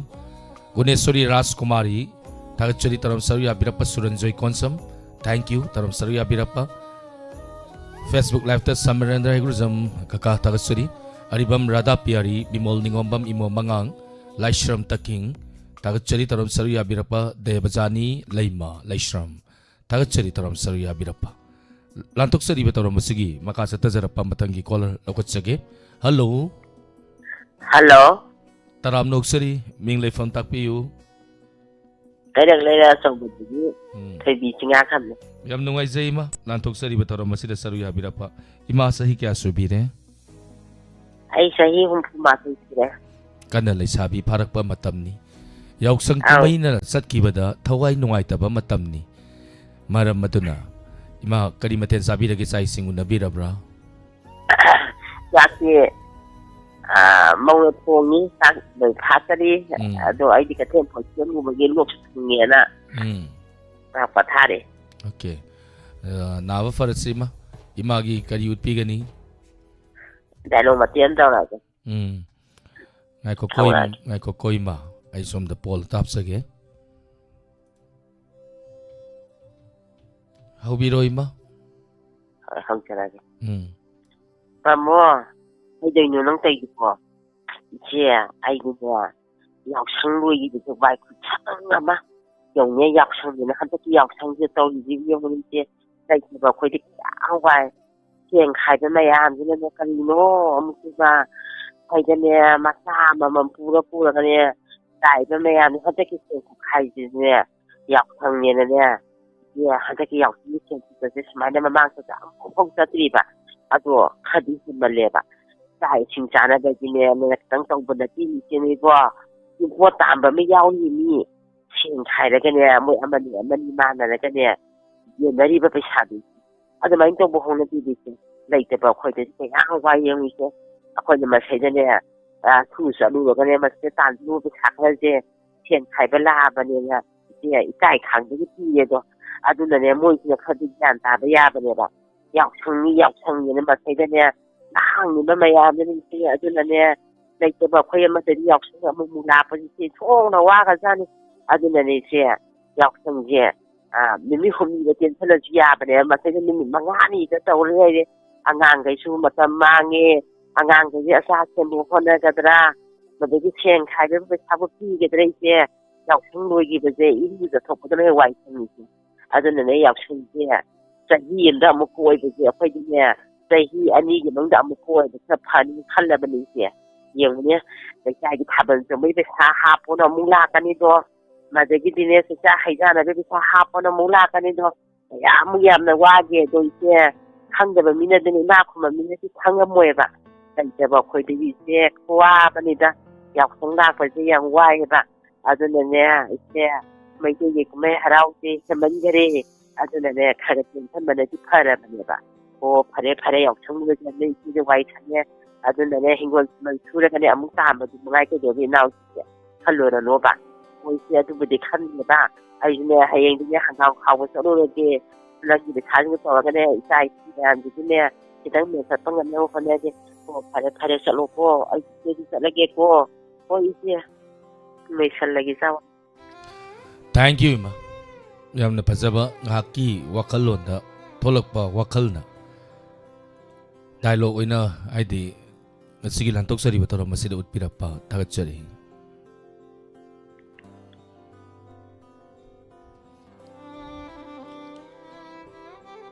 ꯊꯧꯔꯝ ꯑꯁꯤꯒꯤ ꯃꯈꯥ ꯇꯥꯔꯛꯄ ꯃꯊꯪꯒꯤ ꯀꯣꯂꯔ ꯂꯧꯈꯠꯆꯒꯦ ꯀꯅꯥꯅ ꯃꯥꯔꯛ ꯐꯪꯉꯤꯕ ꯀꯅꯥꯅ ꯐꯪꯗ꯭ꯔꯤꯕ ꯑꯗꯨꯃꯛ ꯌꯦꯡꯉꯁꯤ ꯉꯁꯤꯒꯤ ꯐꯥꯔꯁ ꯁꯦꯀꯦꯟꯗꯤ ꯑꯗꯨꯃꯛ ꯂꯧꯖꯒꯅꯤ ꯑꯗꯨꯅ ꯂꯥꯏꯚ ꯆꯥꯠꯇ ꯂꯩꯕꯤꯔꯤꯕꯁꯤꯡ ꯃꯥꯔꯛ ꯄꯤꯕꯤꯕ ꯃꯇꯝꯗ ꯑꯗꯣꯝꯒꯤ ꯈꯪꯅꯕ ꯃꯤꯅꯤ ꯅꯠꯇ꯭ꯔꯒꯅ ꯆꯥꯅꯕ ꯃꯤꯅꯤ ꯂꯣꯏꯅꯕ ꯃꯤꯅꯤ ꯍꯥꯏꯗꯨꯅ ꯃꯥꯔꯛ ꯄꯤꯕꯤꯒꯅꯨ ꯃꯈꯣꯏꯅ ꯄꯔꯐꯣꯔꯃꯦꯟꯁ ꯎꯠꯂꯛꯏꯕ ꯑꯗꯨꯒꯤ ꯃꯇꯨꯡ ꯏꯟꯅ ꯃꯥꯔꯛ ꯄꯤꯕꯤꯌꯨ ꯉꯁꯤꯒꯤ ꯄ꯭ꯔꯣꯒ꯭ꯔꯥꯝ ꯍꯥꯏꯕ ꯇꯥꯏ ꯃꯁꯤꯒꯤ ꯄ꯭ꯔꯣꯒ꯭ꯔꯥꯝꯁꯤ ꯑꯌꯥꯝꯕꯅ ꯌꯨꯇ꯭ꯌꯨꯕꯅ ꯑꯌꯥꯝꯕ ꯊꯧꯗꯥꯡ ꯂꯧꯕꯤꯕ ꯄ꯭ꯔꯣꯒ꯭ꯔꯥꯝ ꯑꯃꯈꯛꯅꯤ ꯌꯨꯇ꯭ꯌꯨꯕꯇ ꯂꯩꯕꯤꯔꯤꯕꯁꯤꯡꯒꯤꯗꯃꯛ ꯃꯔꯝ ꯑꯗꯨꯅ ꯌꯨꯇ꯭ꯌꯨꯕꯇ ꯂꯩꯕꯤꯔꯤꯕꯁꯤꯡꯅ ꯄꯨꯛꯆꯦꯟ ꯈꯣꯏꯖꯦꯟ ꯃꯥꯡꯗꯅ ꯕꯣꯠꯇ ꯅꯤꯌꯣꯝ ꯆꯨꯝꯅ ꯊꯥꯗꯕ ꯇꯝ ꯑꯁꯤ ꯃꯁꯤꯗꯒꯤ ꯍꯧꯔꯒ ꯍꯧꯗꯣꯛꯇꯕ ꯌꯥꯗ꯭ꯔꯕ ꯃꯇꯝ ꯌꯧꯔꯛꯑꯦ ꯃꯔꯝ ꯑꯗꯨꯅ ꯕꯣꯠꯇ ꯏꯁꯥꯕꯨ ꯂꯩꯍꯟꯕꯒꯤ ꯃꯍꯨꯠꯇ ꯑꯆꯨꯝꯕ ꯃꯤꯑꯣꯏ ꯑꯗꯨꯗ ꯑꯐꯕ ꯃꯤꯍꯨꯠꯇ ꯕꯣꯠ ꯄꯤꯅꯕꯒꯤꯗꯃꯛꯇ ꯑꯁꯤꯒꯨꯝꯕ ꯄ꯭ꯔꯣꯒ꯭ꯔꯥꯝ ꯑꯁꯤꯒꯤ ꯃꯆꯥ ꯑꯁꯤꯗꯒꯤꯁꯨ ꯗꯥꯏꯂꯣग ꯐꯖꯅ उलꯛꯄ ꯃꯤꯑꯣꯏ ꯑꯗꯨꯗ ꯃꯥꯔꯛ ꯄꯤꯕꯤꯌꯨ ꯑꯗꯣꯝꯒꯤ ꯈꯨꯄꯤ ꯌꯣꯟꯕꯤꯒꯅꯨ ꯑꯩ ꯈꯪꯅꯕꯅꯤ ꯆꯥꯟꯅꯕꯅꯤ ꯍꯥꯏꯗꯅ ꯃꯥꯔꯛ ꯄꯤꯅꯒꯨꯝꯁꯤ ꯅꯠꯇ꯭ꯔꯅꯦ ꯁꯤꯗ ꯀꯔꯤꯒꯨꯝꯕ ꯌꯥꯗꯗꯅ ꯊꯣꯛꯄ ꯇꯥꯔꯕꯗꯤ ꯅꯈꯣꯏꯒꯤ ꯅꯁꯝꯁꯤꯡꯗꯣ ꯅꯣꯡꯃꯒꯤ ꯑꯃꯃꯝ ꯀꯦꯟꯗꯅ ꯑꯩꯗꯧꯅ ꯇꯥꯡꯉꯣ ꯍꯩ ꯑꯩꯗꯤ ꯂꯋꯥꯏꯗꯤ ꯇꯥꯡꯗꯦ ꯑꯩꯗꯧꯅ ꯅꯠꯇꯦ ꯀꯅꯥꯗꯧꯅ ꯍꯥꯏꯅꯤ ꯑꯣꯖꯥ ꯇꯣꯂꯟꯗꯧꯅ ꯇꯥꯡꯉꯣ ꯍꯩ ꯍꯥꯏꯇꯥꯔꯦꯅꯦ ꯂꯥꯡꯂꯦꯟꯇꯣꯟꯅ ꯁꯦꯝ ꯊꯥꯒꯠꯆꯔꯤ ꯅꯥꯎꯔꯦꯝ ꯏꯕꯦꯝꯍꯜ ꯆꯦꯆꯧꯕꯤ ꯍꯦꯃꯥ ꯅꯥꯎꯔꯦꯝ ꯊꯥꯒꯠꯆꯔꯤ ꯄꯥꯕꯨꯡ ꯖꯌꯟꯇꯀꯨꯃꯥꯔ ꯏꯃꯥ ꯕꯤꯃꯣꯂꯥ ꯀꯣꯟꯁꯝ ꯂꯂꯤꯇꯥ ꯌꯦꯡꯈꯣꯡ ꯊꯦꯡꯛ ꯌꯨ ꯊꯧꯔꯝ ꯁꯔꯨ ꯌꯥꯕꯤꯔꯛꯄ ꯕꯤꯃꯣꯜ ꯅꯤꯉꯣꯝꯕꯝ ꯂꯥꯏꯁ꯭ꯔꯝ ꯇꯀꯤꯡ ꯁꯃꯔꯦꯟꯗ꯭ꯔ ꯍꯤꯒ꯭ꯔꯨꯖꯝ ꯀꯀꯥ ꯑꯔꯤꯕꯝ ꯔꯥꯙꯥ ꯄꯤꯌꯥꯔꯤ ꯍꯤꯗꯥꯝ ꯑꯣꯡꯕꯤ ꯕꯨꯙꯤꯄꯇꯤ ꯗꯦꯕꯤ ꯊꯥꯒꯠꯆꯔꯤ ꯊꯧꯔꯝ ꯁꯔꯨ ꯌꯥꯕꯤꯔꯛꯄ ꯊꯧꯔꯝ ꯑꯁꯤꯒꯤ ꯃꯈꯥ ꯇꯥꯔꯛꯄ ꯃꯊꯪꯒꯤ ꯀꯣꯂꯔ ꯂꯧꯈꯠꯆꯔꯤ ꯀꯅꯥꯅꯣ ꯌꯦꯡꯃꯤꯟꯅꯁꯤ ꯍꯜꯂꯣ ꯍꯜꯂꯣ ꯇꯔꯥꯝ ꯅꯣꯛꯆꯔꯤ ꯑꯣꯖꯥ ꯃꯤꯡꯒ ꯂꯩꯐꯝꯒ ꯇꯥꯛꯄꯤꯌꯨ ꯑꯣꯖꯥ ꯅꯝꯕꯣꯂꯋꯥꯒꯤꯗꯤ ꯅꯤꯂꯀꯥꯟꯇ ꯀꯧꯏ ꯅꯤꯂꯀꯥꯟꯇ ꯑꯣꯖꯥ ꯆꯍꯤ ꯀꯌꯥ ꯁꯨꯕꯤꯔꯒꯦ ꯆꯍꯤ 54 ꯐꯥꯎ ꯁꯨꯔꯝꯃꯗꯧ ꯃꯥꯜꯂꯦ ꯑꯣꯖꯥ ꯍꯤꯡꯅꯕ ꯂꯥꯟꯐꯝꯗ ꯀꯔꯤ ꯍꯣꯠꯅꯕꯤꯔꯤ ꯍꯥ ꯍꯤꯡꯅꯕꯒꯤ ꯂꯥꯟꯐꯝꯗ ꯀꯔꯤ ꯍꯣꯠꯅꯕꯤꯔꯤ ꯑꯣꯖꯥ ꯑꯩꯁꯦ ꯅꯣꯡꯃꯒꯤ ꯑꯐꯪꯕꯗꯤ ꯁꯨꯏ ꯁꯪꯒꯣꯝ ꯑꯣꯐꯤꯁꯇꯒꯤ ꯂꯧꯔꯒ ꯉꯝꯖꯕ ꯈꯔꯒ ꯑꯗꯨꯝ ꯌꯨꯝꯊꯣꯡ ꯈꯨꯗꯤꯡꯒꯤ ꯍꯣꯝ ꯗꯤꯂꯤꯚꯔꯤꯒꯤ ꯇꯥꯏꯞꯇ ꯌꯣꯟ ꯆꯠꯆꯕ ꯌꯥꯝ ꯅꯨꯡꯉꯥꯏꯖꯩ ꯑꯣꯖꯥ ꯑꯗꯨꯒ ꯑꯩꯈꯣꯏꯒꯤ ꯃꯣꯔꯅꯤꯡ ꯁꯦꯛꯁꯟꯗꯅ ꯏꯟꯖꯥꯡ ꯈꯤꯇꯪꯒ ꯌꯣꯜꯂꯒ ꯗꯤꯂꯤꯚꯔꯤ ꯌꯨꯝꯊꯣꯡ ꯈꯨꯗꯤꯡꯒꯤ ꯆꯠꯂꯦꯕ ꯌꯥꯝ ꯋꯥꯅ ꯁꯦꯟ ꯇꯥꯜꯂꯤ ꯌꯥꯝ ꯅꯨꯡꯉꯥꯏꯖꯩ ꯏꯁꯥꯒꯤ ꯍꯨꯃꯥꯡ ꯃꯃꯜꯅ ꯍꯣꯠꯅꯕꯤꯗꯅ ꯏꯃꯨꯡ ꯃꯅꯨꯡ ꯄꯨꯕꯤꯕ ꯀꯅꯥꯒꯨꯝꯕꯗꯤ ꯑꯣꯖꯥ ꯊꯕꯛꯇ ꯆꯤꯜꯍꯥꯎ ꯊꯤꯕ ꯊꯕꯛ ꯁꯨꯕ ꯅꯣꯝꯕꯗ ꯏꯀꯥꯏ ꯊꯤꯒꯟꯕ ꯑꯗꯨꯃꯛ ꯌꯥꯎꯏ ꯑꯣꯖꯥꯒꯤ ꯊꯧꯅꯥ ꯍꯥꯏꯅꯤꯡꯉꯥꯏ ꯂꯩꯇꯅ ꯊꯥꯒꯠꯆꯔꯤ ꯑꯣꯖꯥ ꯑꯣꯖꯥ ꯀꯔꯤ ꯃꯊꯦꯜ ꯆꯥꯕꯤꯔꯒꯦ ꯆꯥꯛ ꯏꯁꯤꯡ ꯎꯅꯕꯤꯔꯕꯣ ꯍꯣꯠꯅꯖꯗ꯭ꯔꯤ ꯑꯣꯖꯥ ꯑꯣꯖꯥ ꯀꯔꯤ ꯎꯠꯄꯤꯒꯅꯤ ꯉꯥꯅꯨ ꯍꯥꯏꯔꯣ ꯑꯣꯖꯥ ꯍꯥ ꯉꯥꯅꯨ ꯊꯣꯡꯉꯦ ꯍꯥꯏꯔꯣ ꯊꯣꯡꯗ꯭ꯔꯤ ꯀꯩꯅꯣ ꯊꯣꯡꯅꯕ ꯍꯣꯠꯅꯖꯔꯤꯕ ꯍꯥꯏ ꯑꯣꯖꯥ ꯆꯥꯛ ꯈꯔ ꯍꯥꯞꯆꯟꯕꯤꯔꯝꯃꯨ ꯅꯆꯦ ꯑꯣꯜꯂꯤꯅꯤ ꯑꯩ ꯂꯥꯛꯅꯤꯡꯉꯛꯀꯗꯣꯔꯦ ꯅꯣꯏꯗ ꯂꯥꯛꯑꯣ ꯉꯥꯏꯖꯔꯝꯒꯦ ꯅꯕꯨꯡ ꯁꯜꯂꯕꯅ ꯊꯦꯡꯛ ꯌꯨ ꯑꯣꯖꯥ ꯑꯣꯖꯥ ꯑꯩ ꯀꯔꯤ ꯎꯠꯄꯤꯒꯅꯤ ꯈꯨꯗꯣꯜ ꯇꯝꯕꯤꯌꯨ ꯄ꯭ꯔꯣꯒ꯭ꯔꯥꯝꯁꯦ ꯅꯍꯥꯟꯈꯩꯁꯨ ꯌꯥꯎꯖꯗꯦ ꯑꯗꯣ ꯐꯣꯟ ꯅꯝꯕꯔꯗꯤ ꯂꯩꯖꯔꯒ ꯑꯩ ꯇꯧ ꯌꯦꯡꯕ ꯁ꯭ꯋꯤꯆ ꯑꯗꯨꯝ ꯍꯥꯏꯕ ꯉꯁꯤꯁꯦ ꯉꯁꯥꯏ ꯃꯣꯔꯅꯤꯡꯗ ꯑꯃꯨꯛ ꯈꯔꯒ ꯇꯧꯕꯗ ꯋꯥꯔꯤ ꯁꯥꯟꯅꯕꯤ ꯄ꯭ꯔꯣꯒ꯭ꯔꯥꯝ ꯂꯩꯗ SMS ꯀꯤ ꯄ꯭ꯔꯣꯒ꯭ꯔꯥꯝ ꯑꯣꯏꯅ ꯇꯧꯕ ꯑꯗꯣ ꯍꯧꯖꯤꯛꯁꯦ ꯑꯩꯅ ꯍꯪꯅꯤꯡꯕꯁꯦ ꯑꯩꯈꯣꯏꯒꯤ ꯔꯦꯗꯤꯑꯣ ꯋꯥꯍꯣꯡ ꯆꯦꯅꯦꯜꯒꯤꯁꯦ ꯑꯩꯈꯣꯏꯒꯤ FM ꯔꯦꯗꯤꯑꯣꯒꯤ ꯄ꯭ꯔꯣꯒ꯭ꯔꯥꯝ ꯆꯦꯅꯦꯜ FMꯗꯅꯦ ꯍꯥꯞꯄꯒꯤ ꯄ꯭ꯔꯣꯒ꯭ꯔꯥꯝ ꯂꯩꯇꯕ꯭ꯔꯥ ꯑꯗꯨꯒ ꯔꯦꯗꯤꯑꯣꯗ ꯑꯗꯨꯃꯛ ꯌꯥꯎꯕꯅꯤ ꯑꯣꯖꯥ 90.0 ꯋꯥꯍꯣꯡ ꯔꯦꯗꯤꯑꯣ ꯍꯥꯏꯗꯅ 90.0ꯗ ꯔꯦꯗꯤꯑꯣꯗ ꯑꯗꯨꯝ ꯐꯥꯕꯅꯤ ꯑꯣꯖꯥ ꯍꯧꯖꯤꯛꯁꯦ ꯑꯗꯨꯝ FMꯒꯤꯗ ꯅꯠꯇꯕꯤꯗ ꯑꯩꯈꯣꯏ ꯔꯦꯗꯤꯑꯣ ꯆꯦꯅꯦꯜꯗ ꯍꯧꯖꯤꯛꯀꯤ 91 FMꯗ ꯑꯣꯏꯒꯗꯧꯕ ꯑꯣꯖꯥ ꯑꯩ ꯍꯦꯗꯁꯦꯠꯇꯗꯤ ꯇꯥꯗ꯭ꯔꯤꯕꯀꯣ ꯑꯩꯅ ꯄꯥꯝꯕꯅ ꯁꯨꯝ ꯂꯣꯀꯦꯜꯒꯤ ꯑꯩꯈꯣꯏꯒꯤ ꯄ꯭ꯔꯥꯏꯚꯦꯠ ꯆꯦꯅꯦꯜ ꯔꯦꯗꯤꯑꯣ ꯆꯦꯅꯦꯜꯁꯦ ꯁꯤꯗ ꯑꯗꯨꯝ ꯐꯪꯕ꯭ꯔꯥ ꯍꯪꯖꯅꯤꯡꯕ ꯑꯗꯨꯝ ꯐꯪꯕꯅꯤ ꯃꯌꯥꯝ ꯐꯥꯅꯔꯤꯕ ꯃꯐꯝꯁꯤꯗ ꯑꯗꯨꯝ ꯑꯗꯣ ꯑꯩꯁꯦ ꯀꯩꯅꯣ ꯑꯩꯈꯣꯏꯒꯤ ꯂꯝꯗꯝ ꯍꯥꯏꯇꯥꯔꯦꯀꯣ ꯑꯗꯨꯗꯗꯤ ꯈꯔ ꯋꯦꯕꯁꯤ ꯐꯥꯕ ꯋꯥꯠꯄ꯭ꯔꯥ ꯈꯪꯗꯦ ꯑꯗ ꯑꯣꯖꯥ ꯐꯪꯗꯕ ꯑꯩ ꯊꯧꯔꯝꯁꯤ ꯂꯣꯏꯔꯀꯥꯟꯗ ꯑꯩ ꯀꯣꯜ ꯁꯣꯏꯗꯅ ꯇꯧꯖꯔꯛꯀꯦ ꯑꯣꯖꯥ ꯑꯣꯖꯥꯒꯤ ꯉꯁꯤꯒꯤ ꯇꯦꯂꯦꯟ ꯍꯟ ꯊꯧꯔꯝ ꯑꯁꯤꯗ ꯀꯔꯤ ꯎꯠꯄꯤꯒꯅꯤ ꯏꯁꯥꯅ ꯇꯧꯒꯗꯧꯕꯁꯤꯔꯥ ꯑꯩꯒꯤꯕꯨ ꯃꯇꯝ ꯄꯨꯝꯕꯗ ꯁꯤꯃꯤ ꯑꯣꯏꯔꯕ ꯑꯩꯈꯣꯏꯅ ꯃꯇꯝ ꯃꯥꯡꯍꯟꯗꯕꯤꯗ ꯁꯦꯟꯒꯤ ꯑꯗꯨꯛꯀꯤ ꯃꯇꯤꯛ ꯀꯨꯞꯅ ꯍꯩꯅ ꯁꯤꯖꯤꯟꯅꯔꯒ ꯑꯃꯨꯛꯇꯪ ꯅꯨꯡꯉꯥꯏꯅꯕꯒꯤꯗꯃꯛꯇ ꯍꯣꯠꯅꯕꯁꯤ ꯑꯩꯒꯤ ꯏꯁꯥꯒꯤ ꯑꯣꯏꯅ ꯌꯥꯝ ꯄꯥꯝꯖꯕ ꯃꯇꯝ ꯈꯔ ꯃꯥꯡꯈꯤꯕ ꯍꯥꯏꯕꯁꯦ ꯑꯩꯉꯣꯟꯗꯗꯤ ꯌꯥꯝꯅ ꯋꯥꯖꯕ ꯑꯗꯨꯕꯨ ꯃꯤꯑꯣꯏ ꯈꯔꯅ ꯃꯇꯝꯁꯤ ꯃꯥꯡꯍꯜꯂꯒ ꯂꯩꯕ ꯈꯣꯠꯄꯁꯤꯎꯔꯒ ꯌꯥꯝ ꯄꯥꯝꯃꯨꯕꯒꯦ ꯍꯥꯏꯕꯗꯨ ꯃꯈꯣꯏꯗꯤ ꯋꯥꯈꯜꯗꯨꯗ ꯈꯟꯗꯕ ꯖꯥꯠꯂ ꯈꯪꯗꯦ ꯑꯗꯣ ꯑꯩꯗꯤ ꯄꯥꯝꯃꯨꯖꯈ꯭ꯔ ꯃꯇꯝꯁꯦ ꯑꯗꯨꯅ ꯑꯩꯅ ꯍꯧꯖꯤꯛ ꯍꯥꯏꯖꯅꯤꯡꯉꯤꯁꯦ ꯃꯤꯄꯨꯝ ꯈꯨꯗꯤꯡꯃꯛ ꯁꯦꯀꯦꯟ ꯄꯨꯡꯖꯥ ꯈꯨꯗꯤꯡꯗ ꯃꯥꯡꯈ꯭ꯔꯕ ꯍꯧꯈ꯭ꯔꯕ ꯆꯠꯈ꯭ꯔꯕꯁꯨ ꯑꯃꯨꯛ ꯍꯜꯂꯔꯣꯏꯗꯕ ꯃꯇꯝꯁꯤꯅ ꯑꯐꯕ ꯈꯔ ꯇꯧꯔꯝꯅꯕ ꯃꯤ ꯑꯣꯏꯅ ꯄꯣꯛꯑꯒꯗꯤ ꯑꯩꯈꯣꯏꯒꯤ ꯏꯔꯝꯗꯝꯁꯤꯒꯤ ꯑꯣꯏꯔꯒꯁꯨ ꯑꯗꯩ ꯁꯃꯥꯖꯀꯤ ꯑꯣꯏꯔꯁꯨ ꯀꯠꯊꯣꯛꯄꯗꯅ ꯃꯤꯡꯆꯠ ꯎꯔꯣꯡ ꯊꯤꯜꯂꯛꯅꯕꯒꯤꯗꯃꯛꯇ ꯃꯤ ꯑꯃ ꯑꯣꯏꯅ ꯄꯣꯛꯂꯛꯑꯗꯤ ꯃꯗꯨꯒꯤ ꯑꯁꯥꯗꯨꯗ ꯃꯤꯑꯣꯏ ꯈꯨꯗꯤꯡꯃꯛ ꯊꯧꯅꯥ ꯂꯩꯅ ꯍꯤꯡꯃꯤꯟꯅꯈꯤꯁꯤ ꯍꯥꯏꯖꯅꯤꯡꯕ ꯌꯥꯝ ꯅꯨꯡꯉꯥꯏꯖꯩ ꯑꯣꯖꯥ ꯉꯁꯤꯒꯤ ꯂꯥꯟꯊꯣꯛꯆꯔꯤꯕ ꯊꯧꯔꯝ ꯑꯁꯤꯗ ꯁꯔꯨꯛ ꯌꯥꯕꯤꯔꯝꯕ ꯊꯥꯒꯠꯆꯔꯤ ꯑꯣꯖꯥ ꯃꯇꯨꯡ ꯇꯥꯔꯛꯄ ꯊꯧꯔꯝ ꯀꯌꯥꯗꯁꯨ ꯁꯣꯏꯗꯅ ꯁꯔꯨꯛ ꯌꯥꯕꯤꯌꯨ ꯊꯦꯡꯛ ꯌꯨ ꯊꯧꯔꯝ ꯑꯁꯤꯒꯤ ꯃꯈꯥ ꯇꯥꯔꯛꯄ ꯃꯇꯝꯒꯤ ꯀꯣꯜ ꯂꯧꯈꯠꯆꯒꯦ ꯑꯣꯖꯥꯒꯤ ꯌꯥꯝ ꯐꯖꯕ ꯋꯥꯐꯝ ꯑꯃ ꯊꯝꯕꯤꯔꯝꯃꯦ ꯂꯂꯤꯇꯥ ꯌꯦꯡꯈꯣꯝ ꯊꯥꯒꯠꯆꯔꯤ ꯊꯧꯔꯝ ꯁꯔꯨꯛ ꯌꯥꯕꯤꯔꯛꯄ ꯂꯣꯡꯖꯝ ꯆꯅꯤꯡꯈꯣꯝꯕꯤ ꯔꯣꯁꯃꯅꯤ ꯌꯦꯟꯗ꯭ꯔꯦꯝꯕꯝ ꯊꯥꯒꯠꯆꯔꯤ ꯊꯧꯔꯝ ꯁꯔꯨꯛ ꯌꯥꯕꯤꯔꯛꯄ ꯃꯊꯪꯒꯤ ꯀꯣꯜ ꯂꯧꯈꯠꯆꯒꯦ ꯀꯅꯥꯅꯣ ꯌꯦꯡꯃꯤꯟꯅꯁꯤ ꯍꯜꯂꯣ ꯃꯤꯡ ꯂꯩꯐꯝ ꯇꯥꯛꯄꯤꯌꯨ ꯌꯥꯏꯄꯣꯛ ꯀꯦꯄꯨꯒꯤ ꯃꯥꯁꯛꯍꯦꯟꯅꯦ ꯌꯥꯝ ꯅꯨꯡꯉꯥꯏꯖꯩ ꯏꯃꯥ ꯁꯥꯌꯦꯟ ꯂꯥꯟꯊꯣꯛꯆꯔꯤꯕ ꯊꯧꯔꯝ ꯑꯁꯤꯗ ꯁꯔꯨꯛ ꯌꯥꯕꯤꯔꯛꯄ ꯏꯃꯥ ꯀꯔꯤ ꯃꯊꯦꯜ ꯆꯥꯕꯤꯔꯒꯦ ꯑꯁ ꯉꯁꯤ ꯏꯔꯣꯜꯂꯤꯗ ꯌꯣꯡꯆꯥꯛ ꯑꯂꯨ ꯀꯔꯤꯒꯤꯅꯣ ꯏꯃꯥ ꯌꯥꯝ ꯍꯥꯎꯇꯅ ꯍꯥꯏꯗ ꯂꯥꯏ ꯍꯔꯥꯎꯕ ꯆꯠꯂꯨ ꯍꯟꯖꯜꯂꯛꯄꯅꯤꯗ ꯑꯗ ꯍꯥꯎꯇꯅ ꯊꯣꯡꯉꯝꯃꯤ ꯑꯣꯀꯦ ꯌꯥꯝ ꯅꯨꯡꯉꯥꯏꯖꯩ ꯂꯥꯟꯊꯣꯛꯆꯔꯤꯕ ꯊꯧꯔꯝ ꯑꯁꯤꯗ ꯁꯔꯨꯛ ꯌꯥꯕꯤꯔꯛꯄ ꯏꯃꯥ ꯀꯔꯤ ꯎꯠꯄꯤꯒꯅꯤ ꯂꯥꯟꯊꯣꯛꯆꯔꯤꯕ ꯊꯧꯔꯝ ꯑꯁꯤꯗ ꯑꯩꯗꯤ ꯏꯁꯩ ꯁꯛꯂꯛꯀꯦ ꯏꯃꯥ ꯏꯁꯩ ꯌꯥꯗꯦ ꯏꯁꯩ ꯌꯥꯗꯕ ꯀꯔꯤ ꯇꯧꯁꯤꯒꯦ ꯑꯗꯨꯗꯤ ꯗꯥꯏꯂꯣꯛ ꯇꯧꯁꯤ ꯏꯃꯥ ꯀꯩ ꯗꯥꯏꯂꯣꯛꯅ ꯇꯧꯗꯣꯏꯁꯦ ꯀꯩ ꯗꯥꯏꯂꯣꯛ ꯇꯧꯁꯤꯒꯦ ꯑꯗꯨꯗꯤ ꯑꯩꯅ ꯇꯧꯗꯣꯏꯕ ꯗꯥꯏꯂꯣꯛꯁꯤ ꯃꯧ ꯐꯠꯇꯕꯤ ꯇꯧꯁꯤꯔꯥ ꯑꯗꯨꯅ ꯈꯔ ꯄꯛꯀꯅꯤ ꯏꯃꯥꯗ ꯑꯗꯨꯗꯤ ꯏꯆꯥ ꯅꯨꯄꯤꯅ ꯐꯪꯉꯤ ꯍꯧꯔꯒꯦꯀꯣ ꯏꯆꯥꯅ ꯅꯨꯄꯤꯅ ꯐꯪꯉꯤ ꯏꯟꯖꯥꯡ ꯍꯥꯎꯇꯅ ꯊꯣꯡꯕ ꯃꯧꯅ ꯐꯪꯉꯤ ꯑꯩꯁꯦ ꯂꯥꯏ ꯍꯔꯥꯎꯕ ꯆꯜꯂꯤ ꯑꯗꯨ ꯇꯧꯋꯦꯅ ꯏꯁꯧ ꯂꯥꯡꯕ ꯑꯩꯁꯤꯕꯨ ꯀꯔꯤꯅꯣꯅꯦ ꯇꯧꯔꯤꯁꯤꯕꯣ ꯂꯥꯏ ꯍꯔꯥꯎꯕꯁꯨ ꯌꯥꯎꯅꯤꯡꯉꯤ ꯏꯃꯨꯡꯁꯤꯗ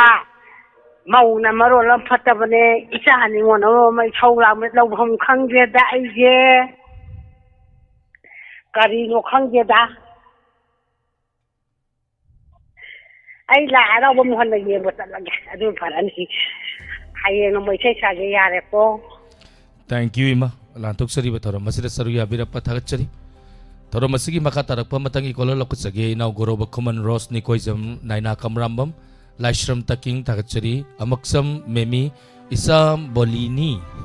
ꯀꯧꯈ꯭ꯔꯦꯅꯦ ꯑꯩ ꯃꯤꯡꯁꯦ ꯕꯣꯂꯤꯅꯤ ꯃꯣꯏꯔꯦꯅꯦ ꯏꯁꯥꯝ ꯕꯣꯂꯤꯅꯤ ꯌꯥꯎꯁꯪꯒꯤ ꯑꯣꯂꯤꯅꯤꯗꯣ ꯌꯦꯡꯕꯗ ꯅꯨꯡꯉꯥꯏꯌꯦ ꯁꯤꯡꯖꯃꯩ ꯃꯣꯡꯈꯥꯡ ꯂꯝꯕꯤ ꯍꯥꯏꯕ ꯃꯥꯜꯂꯦ ꯊꯦꯡꯛ ꯌꯨ ꯃꯦꯗꯥꯝ ꯁꯞꯄꯣꯔꯠ ꯇꯧꯕꯤꯕ ꯊꯥꯒꯠꯆꯔꯤ ꯏꯅꯥꯎ ꯒꯧꯔꯕ ꯈꯨꯃꯟ ꯊꯥꯒꯠꯆꯔꯤ ꯊꯧꯔꯝ ꯁꯔꯨꯛ ꯌꯥꯕꯤꯔꯛꯄ ꯌꯨꯇ꯭ꯌꯨꯕꯇ ꯂꯩꯕꯤꯔꯤꯕꯁꯤꯡ ꯁꯨꯁꯤꯂꯥ ꯑꯣꯀ꯭ꯔꯝ ꯏꯟꯗꯣꯝꯆꯥ ꯊꯥꯒꯠꯆꯔꯤ ꯂꯥꯡꯂꯦꯟꯇꯣꯟ ꯑꯁꯦꯝ ꯊꯥꯒꯠꯆꯔꯤ ꯁꯨꯔꯟꯖꯣꯏ Konsam Sushila Okram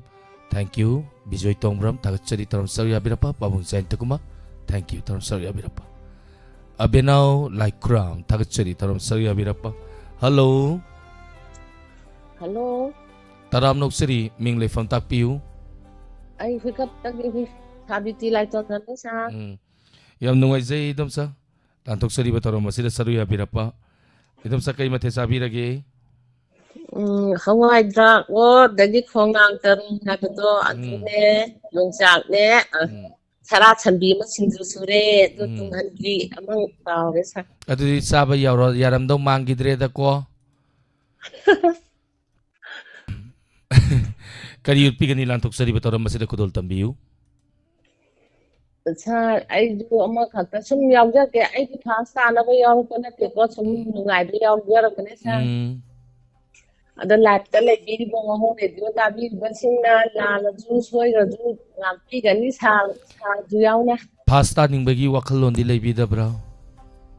Laite da khoi bi haite so wa khan ba sa sa pa ko to ka ni na sa. hobirasi Amjara ga sa. Mutta thambiro sa.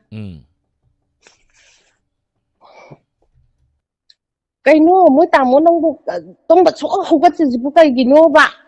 theng na hala da na pakhang sa da thaban jong ba ko ja la da na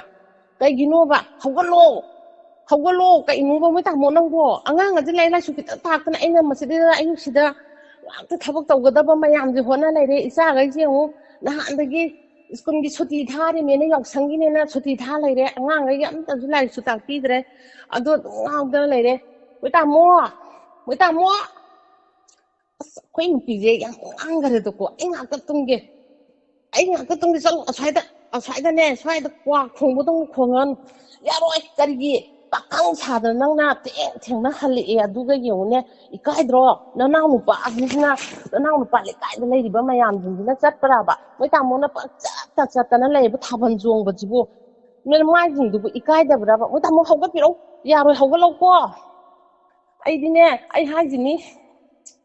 nupi nang boy hawala ge nga ka tu min la yuda ya ra hawalo ai di hawalo haji ni nung dang na ko cha le ra ka thabun chong ba pakhang cha da adu ko gi nga sum tum da na lai ba hawalo ya ro ai hawale ai kai dau hai no ba nupi nang bo ai kai dau hai no ba kai lo na sa ga ji ka tu lai ga chu ji tak chan tak pi da na khopi da na nang ta u gi hai da ga du ga kai gi no ba anga ji loi mang hala ji hai ro ma pa sa da na nupi nang adu ya din nam mai do da khwak na thang ta nang ta lo sai da ta ning de ko itai ma o ta mo do is yong ne ma na pakhang cha da akhoi ji ikai da na lo ta na lai re bo ko adu ga ne itai ma ne is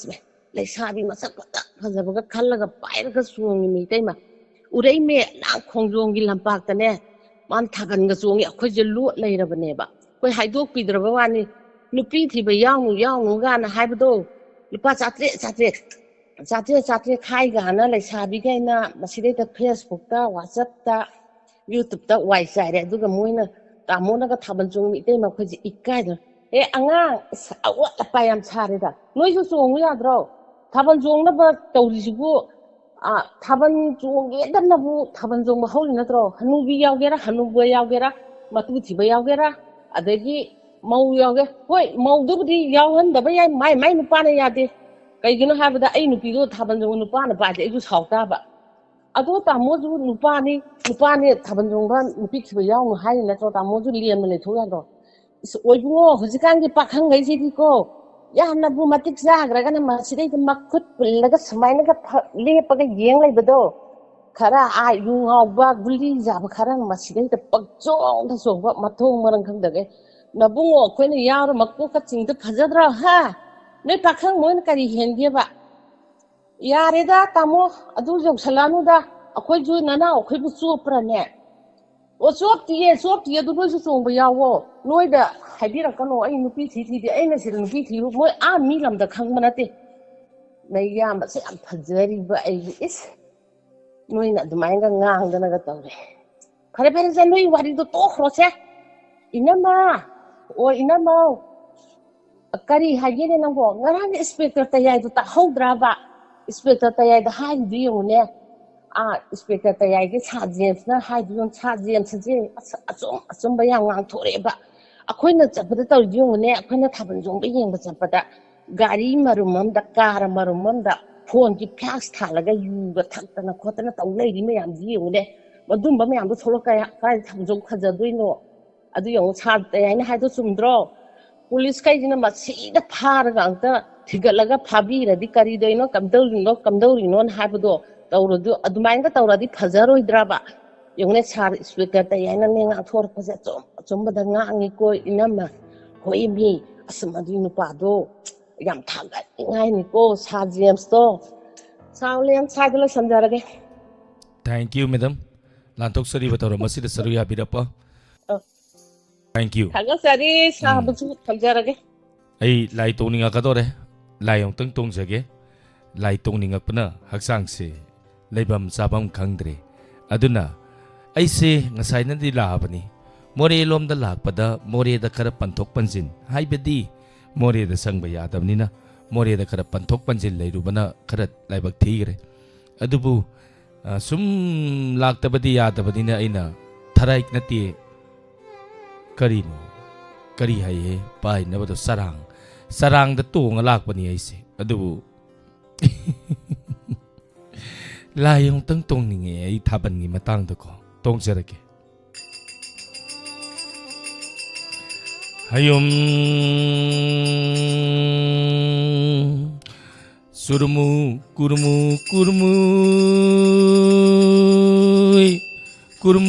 kurmui surmu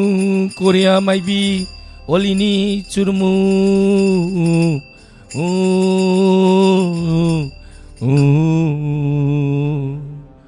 hai yet ki lamdang oirak pa nate yet ki lamdang nati oi gi lamdang oirak pi na khoi na ne kurmu haupa sarangi hauha sarangi ha ha yo na khoi na ne mau thaban chung wa yarui di hairaga mau thaban chung di magi nupana ga sauni haire i ha nok ning ida idi hayum surmui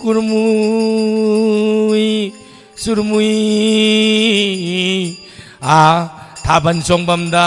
labada nupi thidaba kana yawi haidi nupa khudimang marai bakta nupi thire na thetavani ko nupi oibi singisu khara khallu magi nupana ngana salaga thaban makoktaga pairadana yu thakpada hawai jarga biriga sanamga mariraga mi lising ani ahum pidana kedana tholaliba nupi masasingdo pairaga wari sajillido noi gi nacha nupi singda tauradi kari khani nupi thiba sing noina thaban makok singi ni gaina nungairi ni gaina suongi do nayum da leiriba nupi singdo nungaina tumamgan hi khallunu hauji kandi ani lonbi ahum lonbi mari lonbi thoklakpani na hauji kangi nupi singsu jat ni laisabigi mama mapa oibasingna nupi thiba nupa thabal chungba yauba yaroi sarange kurmu surmui mau thaban chungba yaroi ga na hairiye somdana nupi thiba mayamna pakhangdi misama lakpada pakhang ahumdagi hena yauraktre laibak macha satokpiro nase olini saurakke tawi thabalgi matangda nainabase kusirasi songno hanubi yaugera hanuba yaugera mau yaugera nupa thiba nupi thiba yaugera kusirasi da chunga di laibak irang haura roi nongmada pokpa machana nini siba hauna de gwai masini ngasi nongmagi thoram Thank you. Hello. Hello, Ming Leifang takpiyu. Kacchingdagine Mama Birolatani. Yam nungaijay ma lantoksari bataram masida saru yabirappa. Ima kari mathen sabirage. Nachisidi Imasi Yongcha Iwaline, my Sarasan Bido. Yongcha moi sarasan bido. Oh, Okay. Didi madam kayu tigani. Imasi Dilo Toget Obane, Dubu Isagi Hojiki, Manga Bagi to Tab and no in the Puki Yansi thing. Dilo, you won't have it. How we receive. How again? Ngai Bessie Waida, Bazar, Sukarudre, Tato Manadine, Pung Ani Om the Yellow, Haibani. Hojik Power Jisibu. Tongan the Gari Ima Ibungo, Ima lay, Naiko, make out to isi, Nangtamu will now be. Ima Oko Tabu now do, Mayum the Lehoda. Karino never now Natawi Basibua. She and the Gipo say that you loiness in a career. Man and lowly character Hiduna. Aduka shit hit an Antoida. Gadi Amata Hiduna Mayum Yodi Hidana. Natanta hit Tadula Posedia. Me hide here, Taza Bayab and Nateko, Lalo, Waram Lagani is a city. Wadida, Yam Nungai Jani, Ima, Aidikwa, Tambani, Lai Changchu Uido, Yam Pazabazani, Pura Pazabachu Uriado, I poise the Taba Pura Dinia, me sang Bayade, Pixupi, Mokoi Agidinia, Yam Chauzani, Manundo Yam Pazebo. Manunda da boina koi mayam zangini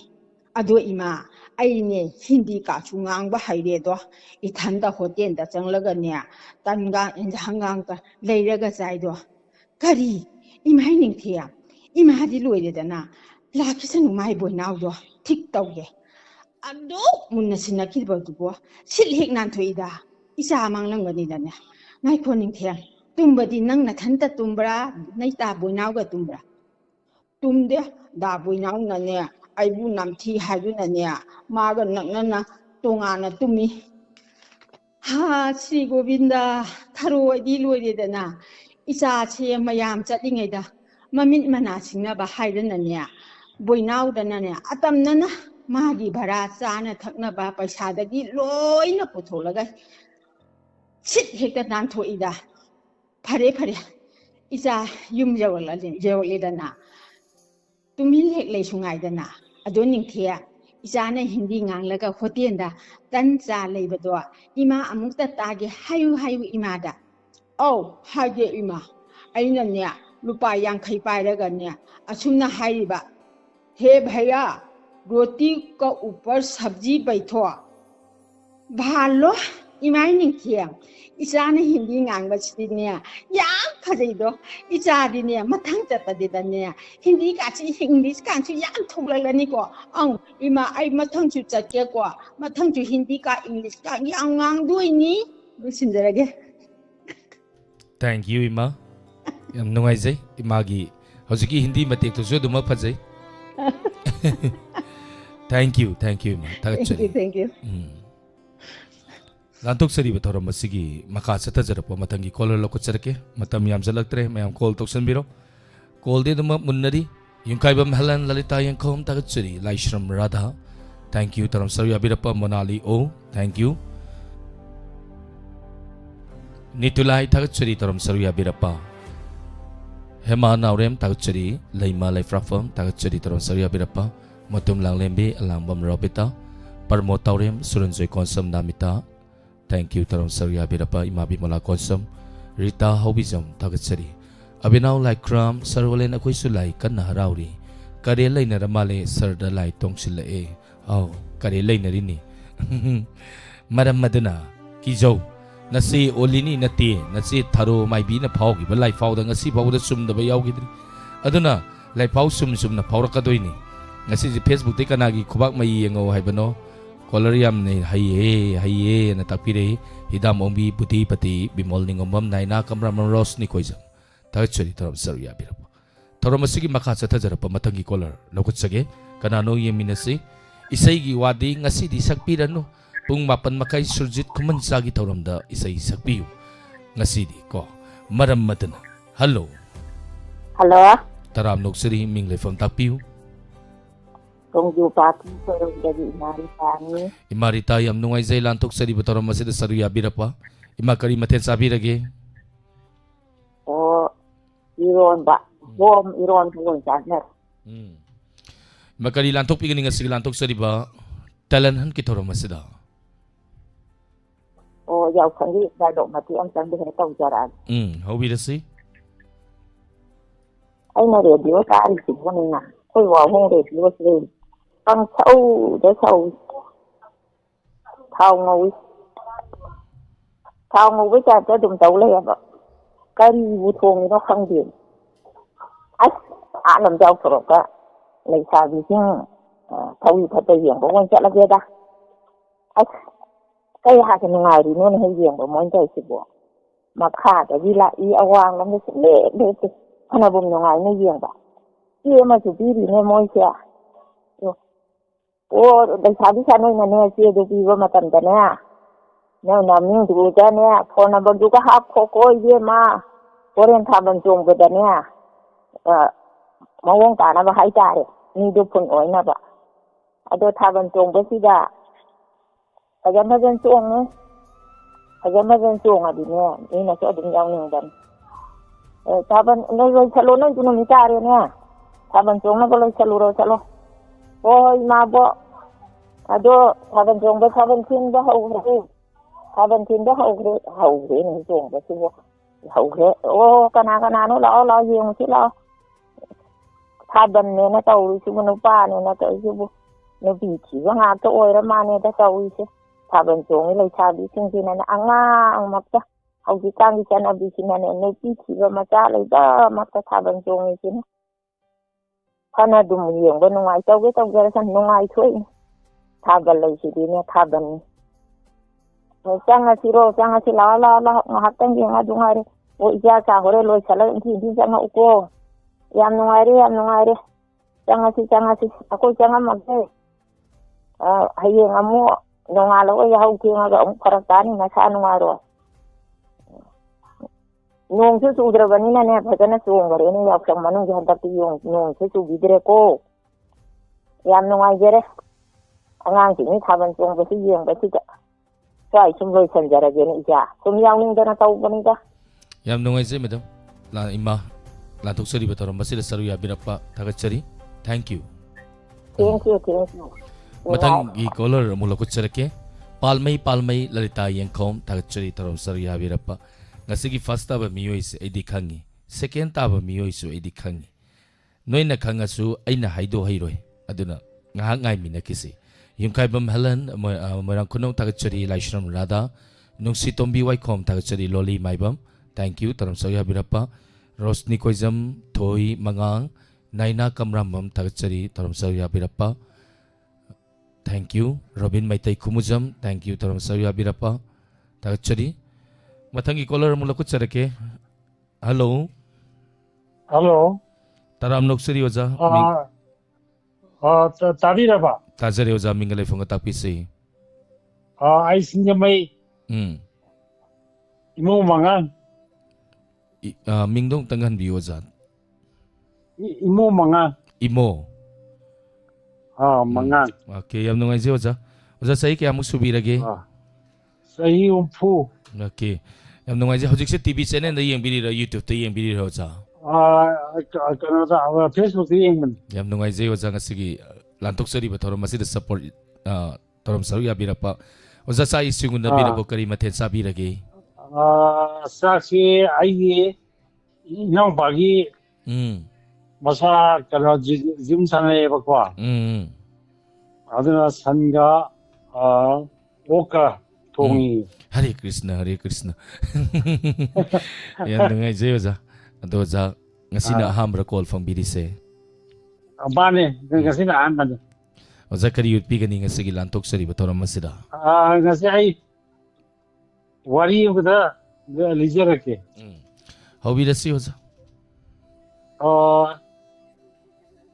numito Kaudri 1993 March Maduda ꯑꯩꯈꯣꯏꯁꯤ foreign country ꯑꯃꯗꯒꯤ ꯂꯥꯛꯄ ꯇꯥꯛꯏꯀꯣ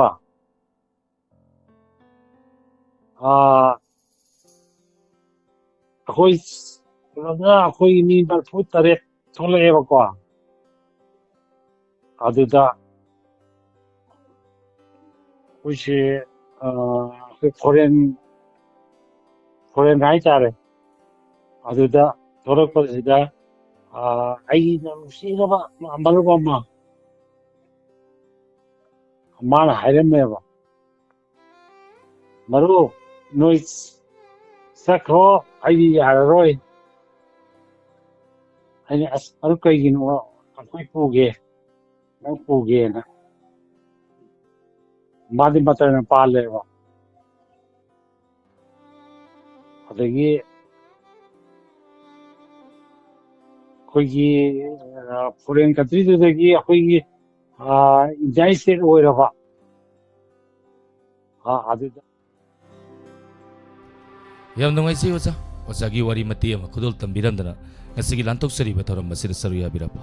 matung tarak pa thoram ka ya su soidana saru ya bi thank you yam nungai ri ngasigi telen han thoram se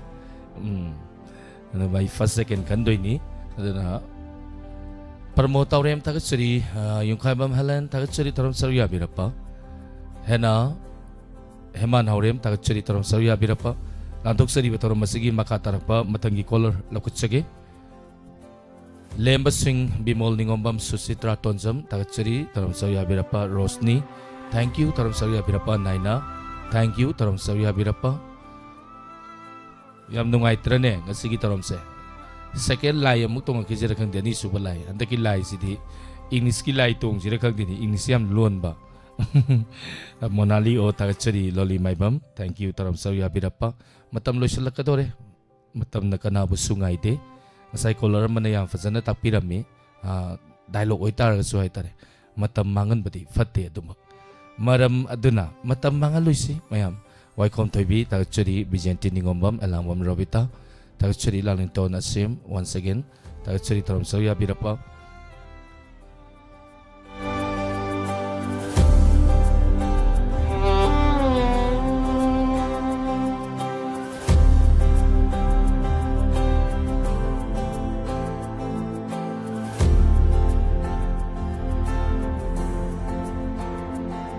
Hello.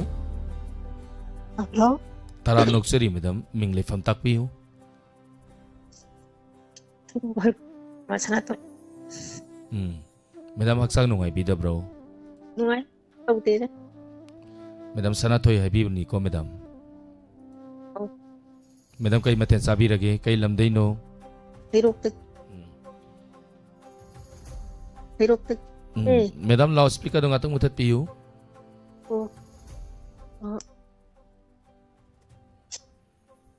Madam kay maten sabi rage? Ha? Kari maten sabi rage? Masidi. Pangawa mo ka. Kasan mo mo charger eh. Ngam nungay say.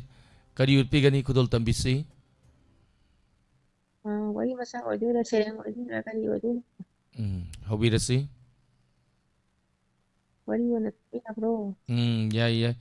Kitang kan nangang si madam som da laikhat pada machine chak tore.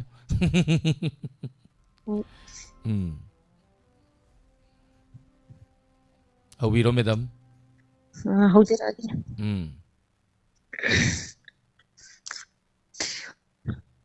Memsa. Kari hagi ma. Sidana wa hagi. Kari ma. Angang asi pau tu mau tu dorege am tahu tu chalo. Ma school ga chalala ro hari donang po. Ima ma ngasi di hakjang noi ti chalala ro haye. Yaro ya kaino hita guri ga tha pa ko pa tauna bagi hogolo hayo. Hodo yengche. Wa am dang hai ro bada harau ro ya ti ni nang ji kai do no nang bodu da. Phone wan yeng nei ra bo. Ima ai si phone da si imanabi ma da I wari ma da sana gan tawri ni ma ngai ko ai tawke nang ge wari du na hela ba angang ji mang budi khang da mani ko ꯑꯣ ꯏꯃꯥ ꯇꯧꯖꯔꯒꯦ ꯑꯉꯥꯡ ꯍꯧꯒꯠꯂꯣ ꯕꯣꯕꯣꯛꯅ ꯌꯥꯝ ꯁꯥꯎꯔꯦ school ꯆꯠꯅꯕ ꯐꯤꯔꯣꯜ ꯂꯣꯏꯁꯤꯟꯕꯤꯒꯦ ꯂꯥꯛꯑꯣ ꯑꯩ ꯆꯠꯂꯔꯣꯏ ꯉꯁꯤ ꯇꯜꯂꯦ ꯑꯩ ꯇꯟꯕ ꯌꯥꯔꯣꯏ ꯍꯧꯔꯣ ꯏꯃꯥ ꯑꯉꯥꯡꯁꯤ ꯌꯥꯗ꯭ꯔꯦ ꯏꯃꯥꯅ ꯈꯔ ꯇꯧꯕꯤꯔꯣ ꯑꯩ ꯁꯤꯗ 이만나비 분은 거울에 진짜 대야로 오 안강도 내가 지나라마가 나만나비니 헬라버니네 fare pangan ko ngang to tham lấy ka amata tamalorono hai bo ya ba jana te da husikani mo singi ti mana ning madum to bani ta tawrasunu ngamdre ai pana bu su ngamaroi ai na su lang biraroi tawrasunu maya pamadu asi hairag loijarage sa Thank you, madam. Tagachari, taram saru yabirappa. Paul kaya fangi habdu amtang yingsage madam gi. Koi first second kanjari.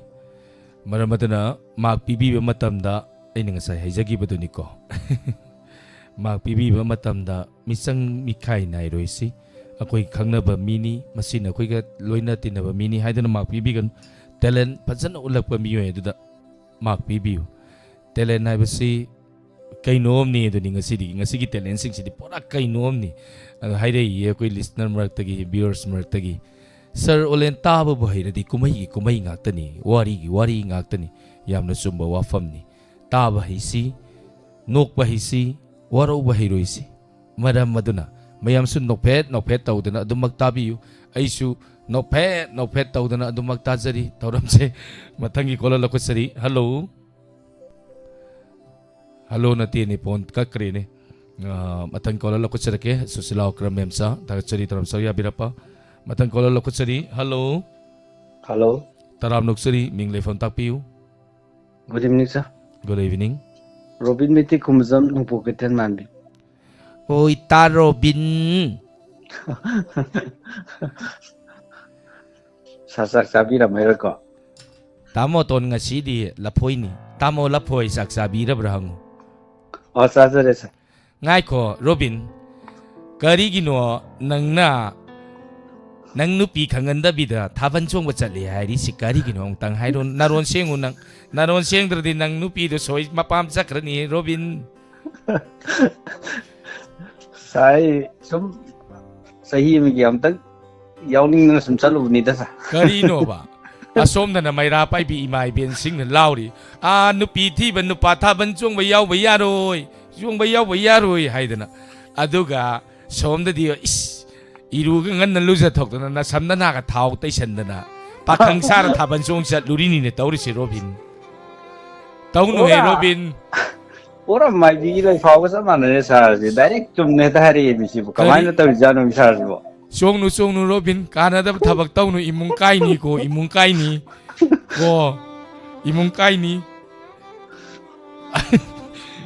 Thank you. Kari maten sabir ke Robin.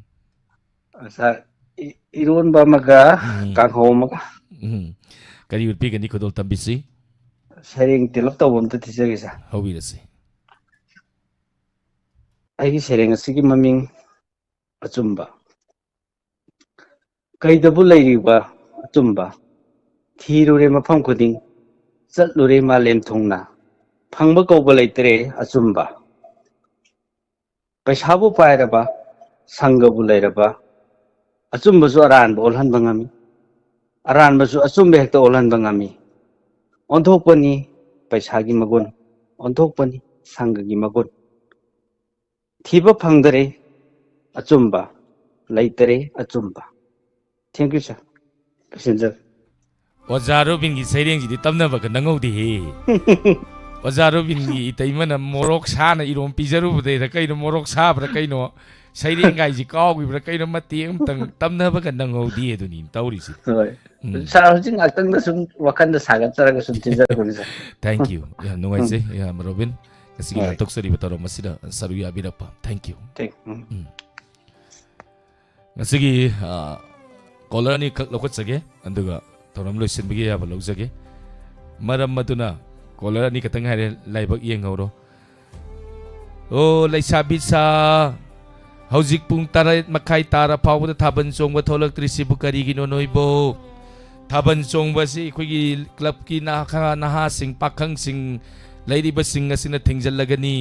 ꯃꯔꯝ ꯑꯗꯨꯅ ꯍꯥꯏꯔꯤꯕ ꯁꯨꯃꯥꯏꯅ ꯂꯥꯎꯕꯁꯤ ꯂꯐꯣꯏꯅ ꯂꯥꯎꯔꯛꯄ ꯇꯥꯔꯒꯗꯤ ꯀꯔꯝꯍꯥꯏꯅ ꯂꯥꯎꯔꯛꯀꯅꯤ ꯍꯥꯏꯕꯗꯣ ꯑꯩ ꯂꯥꯎꯖꯔꯛꯀꯦ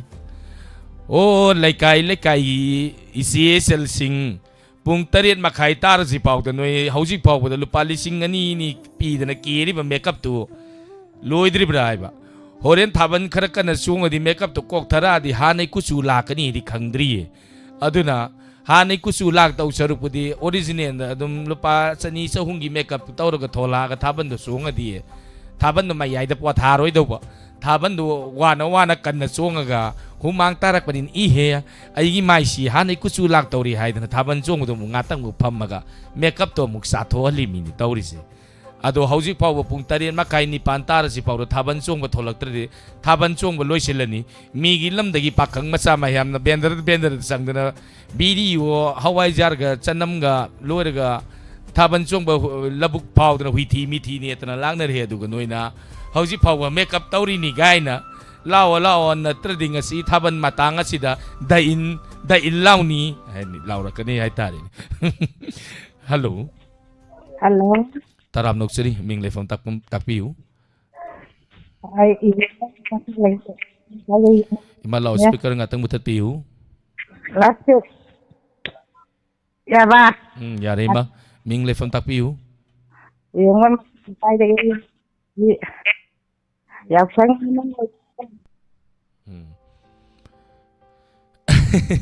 ꯑꯗꯨꯝ ꯆꯥꯃꯦꯝꯆꯥꯁꯤ ꯁꯤꯔꯦ ꯌꯨꯝꯈꯥꯏꯕꯝ ꯍꯦꯜꯂꯦ ꯆꯨꯝꯗ꯭ꯔꯣ ꯆꯨꯝꯕꯅꯦ ꯑꯍꯟꯊꯦꯝ ꯁꯨꯁꯤꯂꯥ ꯊꯥꯒꯠꯆꯔꯤ ꯃꯣꯅꯥꯂꯤ ꯅꯨꯄꯥ ꯃꯆꯥꯡꯒꯩ ꯇꯥꯔꯗꯤ ꯑꯩꯁꯦ ꯉꯁꯤ ꯌꯨꯝ ꯍꯟꯕꯗ ꯑꯃꯨꯛ ꯅꯥꯎꯔꯤꯅ ꯀꯥꯞꯄꯛꯇꯣꯛꯀꯅꯤꯀꯣ ꯔꯣꯕꯤꯟ ꯃꯩꯇꯩ ꯈꯨꯃꯨꯖꯝ ꯊꯥꯒꯠꯆꯔꯤ ꯄꯥꯜꯃꯩ ꯊꯦꯡꯛ ꯌꯨ ꯇꯔꯝ ꯆꯔꯨ ꯌꯥꯕꯤꯔꯞꯄ ꯂꯩꯃ ꯂꯩꯐ꯭राꯛꯐꯝ ꯊꯥꯒꯠꯆꯔꯤ ꯇꯔꯝ ꯆꯔꯨ ꯌꯥꯕꯤꯔꯞꯄ ꯁꯨꯁꯤꯂꯥ ꯊꯦꯡꯛ ꯌꯨ ꯇꯔꯝ ꯆꯔꯨ ꯌꯥꯕꯤꯔꯞꯄ ꯂꯝꯕꯝ ꯔꯕꯤꯇꯥ ꯊꯥꯒꯠꯆꯔꯤ ꯂꯥꯏꯁ꯭ꯔꯝ ꯇꯀꯤꯡ ꯔꯣꯁꯅꯤ ꯀꯣꯏꯖꯝ ꯅꯥꯏꯅꯥ ꯀꯝꯔꯥꯝꯕꯝ ꯊꯦꯡꯛ ꯌꯨ ꯇꯔꯝ ꯆꯔꯨ ꯌꯥꯕꯤꯔꯞꯄ ꯊꯣꯏ ꯃꯉꯥꯡ ꯕꯤꯃꯣꯜ ꯅꯤꯉꯣꯝꯕꯝ ꯊꯥꯒꯠꯆꯔꯤ ꯁꯨꯆꯤꯇ꯭ꯔꯥ ꯇꯣꯟꯖꯝ ꯍꯜꯂꯣ ꯃꯤꯡ ꯂꯩꯐꯝ ꯇꯥꯛꯄꯤꯌꯨ ꯑꯃꯨꯛ ꯀꯣꯟꯁꯦ ꯇꯥꯊꯣꯛꯎꯔꯦꯅꯦ ꯀꯃꯥꯏꯅ ꯇꯧꯔꯤꯅꯣ ꯃꯤꯡ ꯍꯥꯏꯕꯤꯌꯨ ꯌꯦꯡꯕꯟ ꯃꯈꯥ ꯂꯩꯀꯥꯏꯗꯒꯤ ꯌꯨꯝꯅꯥꯝ ꯊꯣꯏꯕꯤꯅꯦ ꯌꯥꯝ ꯅꯨꯡꯉꯥꯏꯖꯩ ꯀꯔꯤ ꯃꯊꯦꯜ ꯆꯥꯕꯤꯔꯒꯦ ꯑꯁ ꯃꯇꯝꯒꯤ ꯁꯔꯥ ꯁꯟꯗꯤ ꯏꯔꯣꯜꯂꯦ ꯃꯇꯝꯒꯤ ꯏꯟꯖꯥꯡꯅꯤꯅꯕ ꯃꯇꯝꯒꯤ ꯍꯤꯟꯖꯥꯡꯅꯤ ꯃꯇꯝꯒꯤ ꯃꯊꯦꯜꯅꯤ ꯃꯔꯝ ꯑꯗꯨꯅ ꯉꯁꯤꯗꯤ ꯀꯔꯤ ꯎꯠꯄꯤꯒꯅꯤ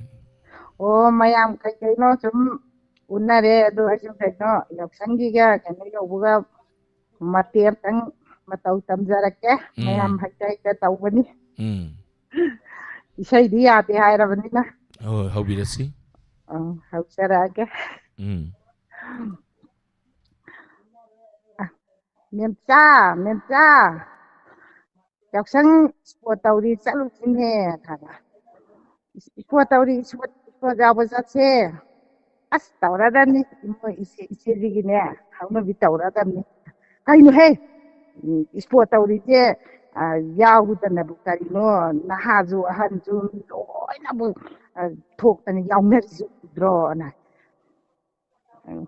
ꯇꯧꯔꯗꯝꯅꯤ ꯑꯩꯈꯣꯏ ꯏꯃꯥꯒꯤꯅꯦ ꯍꯧꯅꯕꯤꯅꯦ ꯇꯧꯔꯗꯝꯅꯤ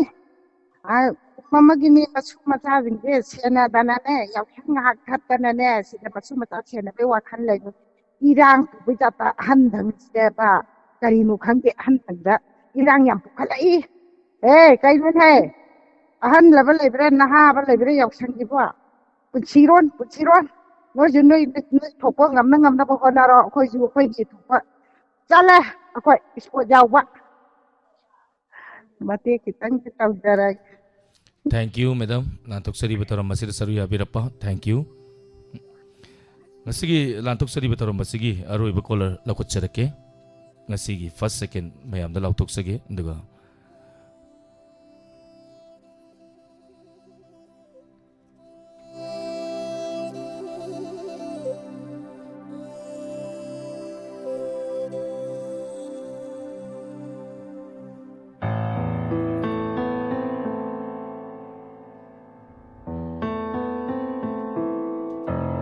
Hello.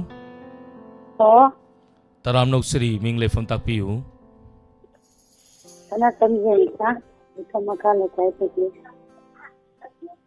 Mingdong tangan biyo madam. Ana sanjani ka ko makala sa gaji. Loudspeaker nga tang mutat biyo madam. Loudspeaker nga tang mutat biyo madam seng na tajadre somda. Allah sugar di khadi ka. Adugi sang du di sengi. Mingdong tangan biyo madam ay tajadre. Ika makala sa ka gaji di ka ay ko de lokra to. Benita hayro. Oh. Okay. Zenita. Yam nungay say kari maten sabi lagi. Ngasi utong dansi oina tayo adiba ngam. Kari kutol tambi gani kutol tambi si. Ay chareng mati sigla ke tum ingan mati. Kutol tambi yo madam. Ay chareng di mami mang ko batare mani ko. Kutta mo ban pa dina. Na pada piron to ne akum mo gumul to.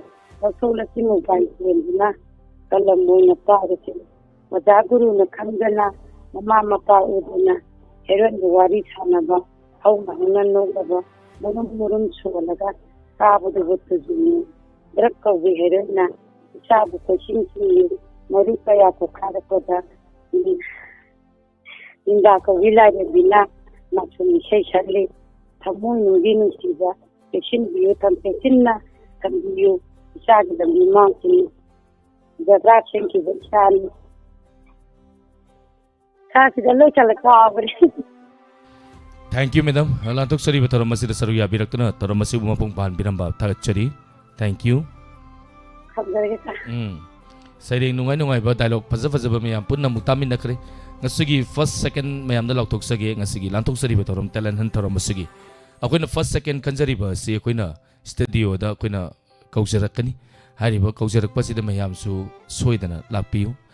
Tongan ba program talent han ki live talent han ay dana taram pangtok sagadri. Adugi damak tani ako na first second fall da kanjari ba. Ngasigi call fang bikra ba sing na matangi talent hanta lepiyo. Call fang da ba sing da mukudong saba piminasi. Ngasigi call fang kraba sing Borsandra, Inaubi, Toybi, Nilakanta,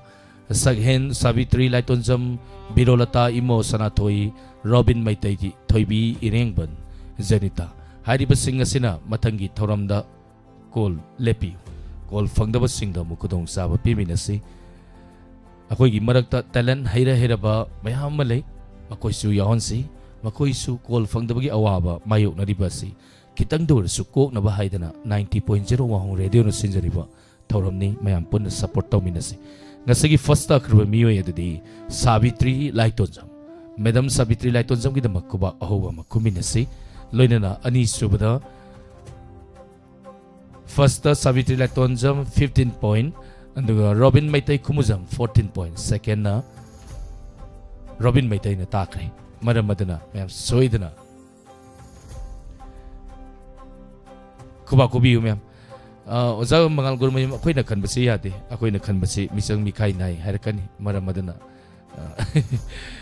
Yadri marawaro biyate ko. Haydi ako'y na lauro biyate.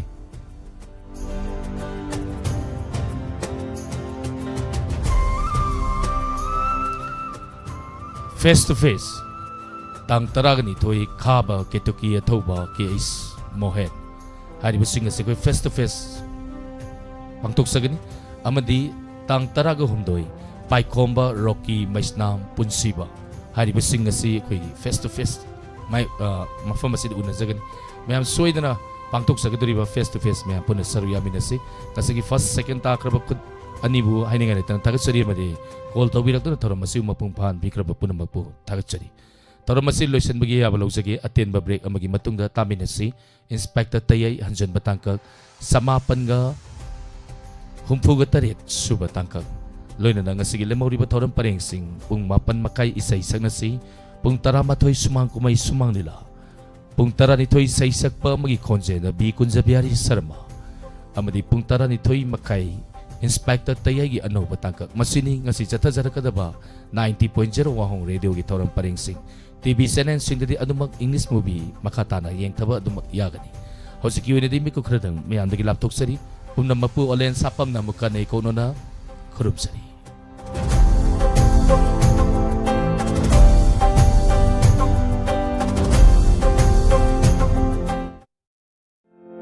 Ahangbo ozagi fam kaujari